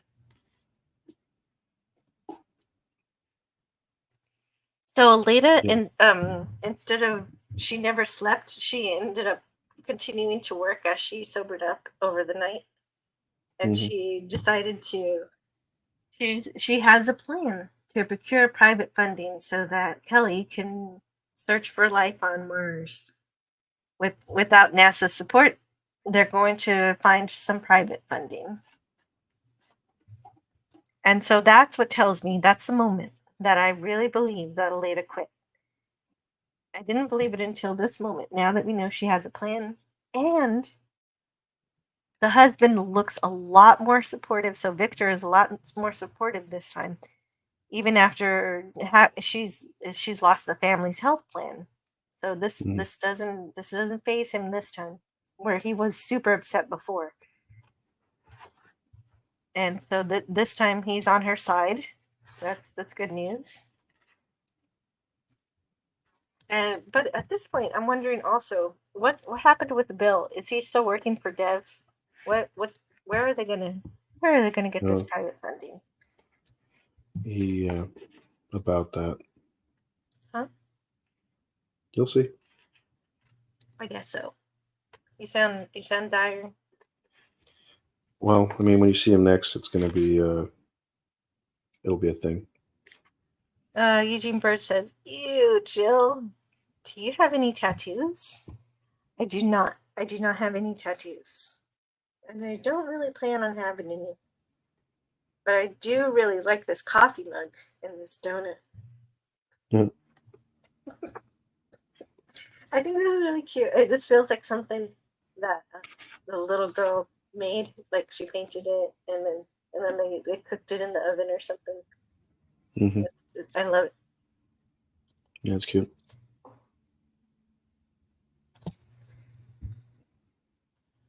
What's the latest daughter's name even? I don't even know. I guess Good find out. question. I want to know. Because we have, This according to the whole wiki. Graciana Yeah, that's the daughter's name. Yeah. Diaz. Very good. So just Grace. That's good. So now the TV's working again. They can watch sports ball, and this particular one they chose was soccer, or as it's known to the rest of the world, football. And Miles can finally listen to all of his recordings from his family, but he has to listen to all of them, everything that's piled up over the weeks.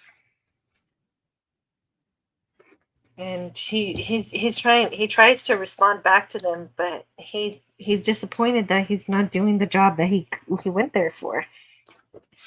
And he doesn't. I guess he doesn't want to send them a video of him complaining.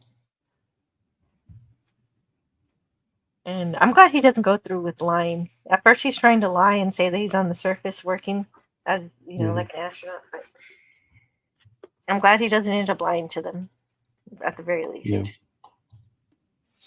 Which and just goes to reinforce the idea that he's a good parent.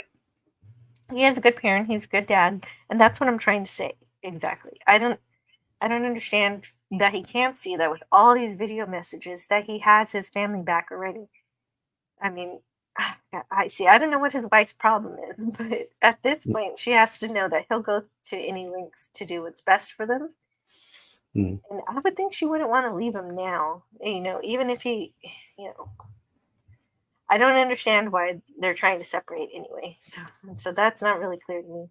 It would help for me to knowing that would help me care more. And it's really sad though that he's in a sort of indentured servitude, and by that I mean if he tried to go home now back to his family, he'd be charged $150,000. So he'd be charged more than he was offered as salary to go home. Mm-hmm. Yeah, so you're basically forced into this. And you're stuck until your contract's over. That's frightening. That's the kind of thing that somebody decided was a good idea. Mm-hmm. And we know that wasn't Dev who made that choice, so. Damn it, Al Gore. I don't know who made that choice.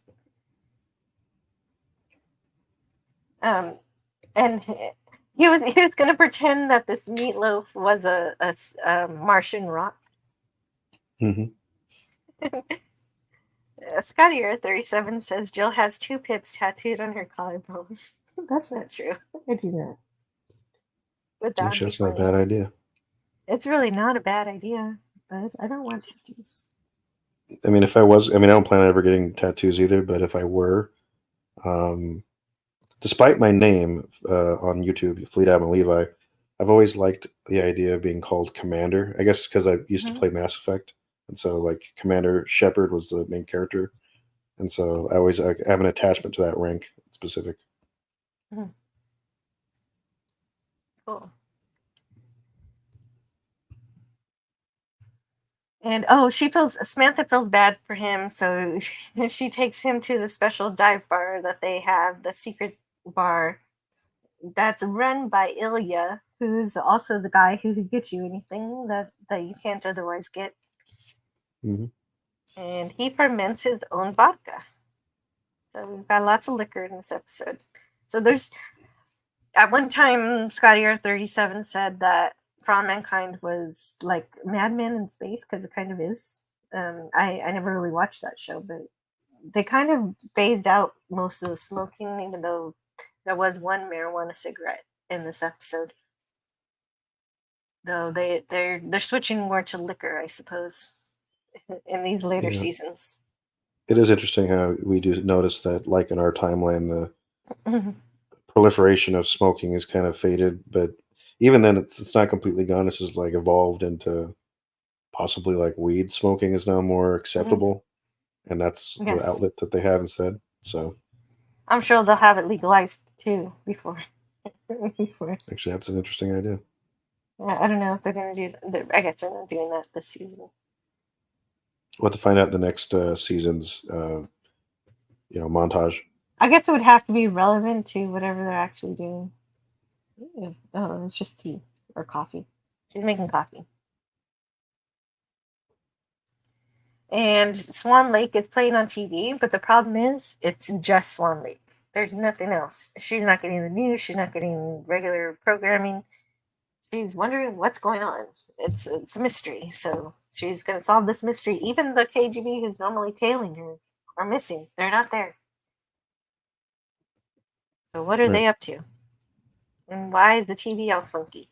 And once she gets to the newsstand, the police are trying to take down the newsstand and tell them to they're not essential business, and that kind of reminds me of COVID, where they're like, "Oh, you're not essential business," and so it's kind of eerie parallel to that. And but obviously the reasoning here is, for some reason, the police don't want people knowing what the news is or what's going on in Russia or what's going on to Gorbachev. Yeah, because it would appear that there's some. I don't know if we'd call it a revolution necessarily, but it's definitely a coup d'état or something. Yes. And this is, them switching from Gorbachev's rule to this other, who I believe is a fictional ruler of Russia, who's a little more hardline. And worst of all, Margot loses her glasses. And Mhm. we lose Scotty R37. He says, "I got a jet. Thanks for making this show better known. I have to see it. Have a day, everyone." Well, you have a great See day, ya. Scotty R37. See you later. Hope you're doing well. I know he was not feeling well yesterday, so hopefully he's feeling better today. Yeah, there's something going around. I just got it. Mhm. Just got over it. Well, luckily we can't transmit it through the internet, so you won't be passing it to me. Yes, thankful for that. Okay, so I don't know. Does Marco get arrested? I think that's what's happening. Or it's hard to tell exactly what happened at the end of that episode. I just know that she lost her glasses, so she was separated from her eyes. Yeah, I think she does. She gets arrested either for being present during that like disruption or something like that. But how that ends She up does. going is She gets interesting. in. The newsstand man was getting beat up, and so she got in the way. Yeah. So that might be it. But as far as the U.S. knows, the U.S. just thinks she's dead. That hasn't been made clear, or maybe they made that clear at some point. I mean, as far as I'm aware, I think they all assume that, even Aleda assumes that she was killed in the bombing. So, and that could contribute to why all the PTSD that she's having also is the pain from that. I mean, because in a way, maybe not in a way, pretty significantly, she was sort of like a surrogate mother, and so you're losing that kind of a person. It's very impactful. And I guess if Aleda thought she was alive, she'd be looking for her. So that pretty much confirms it. The U.S. definitely believes that Margot's dead. But Margot's trying to make some kind of contact to find out what's going on with space. She actually isn't even interested in contacting people in the U.S. She just wants to know what's going on in space, and she wants to solve the space problems again. That's all. She just wants to be involved. Yeah. Space has been her life for like, at this point, 40 years. Yeah, So, it's her whole yeah. life. Not Brian and Stortopupus are saying goodbye to Scotty. And Scotty does have a good talent of knowing when the show is almost over. Hello to FKHC 2005. Greek letter says, in Soviet Russia, you get arrested for losing your glasses. In Soviet And Russia, you go glasses to- arrest you. Oh, there it is. There's the joke I was looking for. Yeah. I don't understand why Russia's like protecting her, sort of keeping her secret, but they won't even let her do the job that she's really good at. Well, I think it depends on who was in charge. I mean, we'll get to that for the rest of the season, but yeah, I think under Gorbachev, I think things were a little bit more like they were willing to take her and like, you know, keep her to the wayside and then use her as they needed. But with this new hardliner in charge, I think they want her more involved, more overtly. And I think that's what the point of the lady that was, you know, hand her to the card. I think that was kind of the establishment of that relationship. Okay, that's that lady who was showing her those little birds and telling her to be patient. And I guess I'm going to have to be patient too, because we only watch 2 of these episodes a week. We do not binge watch the entire. Imagine if we binge watched the entire season in one show and we just sat here all day long, all the way until like 9 p.m. and talked about everything. But no, we don't that do would be something. Yeah, I but we don't don't. do that. I mean, yeah, that sounds monstrous. It does. It would be crazy. Hmm. But anyway, we will be back next week. Next week for season 4, episodes 3 and episodes 4. Episode 3, the bear hug. Miles tries to make ends meet. Margot finds herself pulled into a dangerous situation. And for episode 4, it's called House Divided. An accident on Mars strains relationships, while Miles embarks on a risky venture. Ooh, okay. Okay. Well, Miles continues to be a main character in the season. We'll see what goes on with that. But you're Gavin liking Miles so Blackburn. far? Yeah, I like him. He's nice. Okay. Yeah, he's good. As long as he doesn't decide to use any of those condoms that are hanging around all the decks, the lower decks, they're like, oh, we know life is miserable down here. Here's some condom. Yeah. Hopefully he doesn't do that. If he doesn't do that, I'll be fine. Gavin Blackburn says, see you next week then. And Stortopupus says, take care, every human, and remember to feed the bears. Wait a minute, I thought we weren't supposed to feed the bears. I'm glad you told me, Stortopupus. I had it all wrong. I'll make sure to feed the bears. Space condoms coming soon. Space AIDS. Yeah. FKHC 2005, you're not wrong. Well, actually, I think they made a point last season that in order to get to space, you have to do a AIDS test. Oh, yeah. Yeah, that's true. They did mention that. That was actually a thing. And here, 37, beholder of the end. Yeah, no, yeah. He's like a end prophet. And he leaves. He leaves before it's over. But I hope you'll join me next time to enjoy the next episode For All Mankind as we approach finishing off all of the released episodes. And then we're going to have to do the waiting Now, really have to be patient. So after we finish reviewing all the episodes of season 4, we're going to have one more show. We're going to talk about everything that we've seen so far, what we liked about it, what we think, what we predict is going to happen in the future. And since I've seen all the episodes, now I'm actually going to go back and look at more of the production information stuff and cherry pick. I probably won't be able to get to all of it, but cherry pick my favorite production information that I find out about. Mm-hmm. And so that'll help us revisit some old characters we haven't thought about in a while. Yeah, I think that'll be exciting. Yes. FKHC 2005 says update on what they do if someone dies in space. I talked a week ago to someone where I volunteer who was with NASA. They said it's a case by case thing. That makes sense. That doesn't make sense. There's no like one protocol. It's just like we'll handle it as it goes. Yeah, see you now, Brian. It's great to see everybody here. I enjoyed talking to you guys, and I hope you enjoyed talking to me about this episode. And we'll explore some more stories next week. Mm-hmm.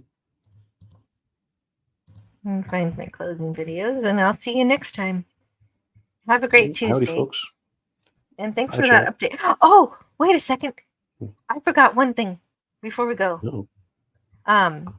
So every week, like not every week, but whenever I remember, I like to mention the actual stranded astronauts that we have. Sonny Yes. Williams and Butch Wilmore, who were on the Boeing Starliner, who are now stranded in space. They were only supposed to be there for 8 days, and by now they've been there for 19 weeks.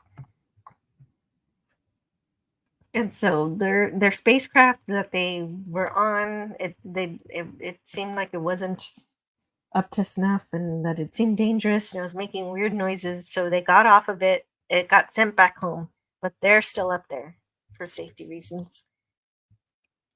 And they're not going to get back home until next year. But their ride that will take them back is there now. So it's the SpaceX Dragon spacecraft is now with the ISS, and it's supposed to bring them back next year. Mm-hmm.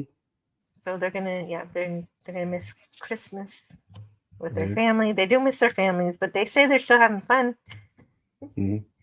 Well, when we start reviewing season 5, we need to make sure we bring. Hopefully, they're back by then. Well, yeah, no kidding. It would be terrible if they weren't back by then. Is it going to be released in the spring or the summer? I mean, personally, I think it's going to be like April, May, June, that kind of area. So, if that's the case, that's going to be awful. If they stay.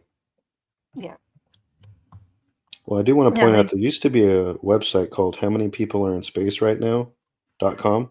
Oh, that's cool. That used to be a place where you could go and see how many people were in space, but I don't think it's been updated in a while. Oh, that's disappointing. I like the idea of that. Yeah. Well, anyway, hopefully that works out. Oh, it says February 2025 is when they're supposed to come back. So now we'll see it. Didn't some just splash down? Yeah, but it wasn't the ones that were stranded. They took one to the hospital, I heard last week. Must be others. Yes. They weren't aboard they weren't set to come back with that crew. Yeah. Jill and Philip, have a great day. You too, Eugene. Jill and Philip. Bye, FHC. And then there's another YouTuber named Bill. So we got Jill, Bill. There might be one more. No, I think there was a point in time where like one of my brothers had a friend whose name was Carrie.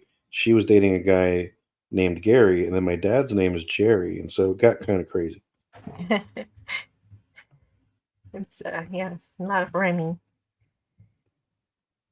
Take care, every human, Snortpoopus Cuber says. Bye, guys. We'll see you next time.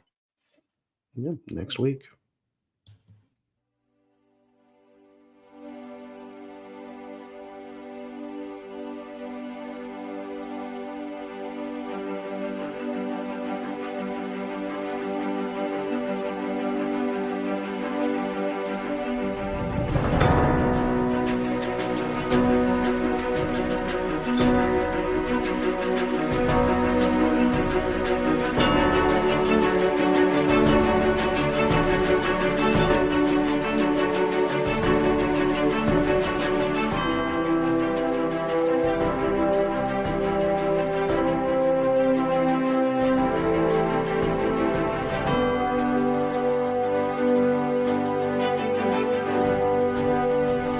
Learn all that is learnable. And the ways our differences combine to create meaning and beauty. It has always been easier to destroy than to create. May we together become greater than the sum of both of us. Well, now you have something new to think about. Carry on. All right, move along. Done. Stop it. Get off of the things. Go outside. Get some food. It's like, you know, it's a time of day where you live. Go do something. Shut up, Snoopy. I don't care. You smoke too much. Let's go. Let's go adventure. Let's go explore. See you around the galaxy.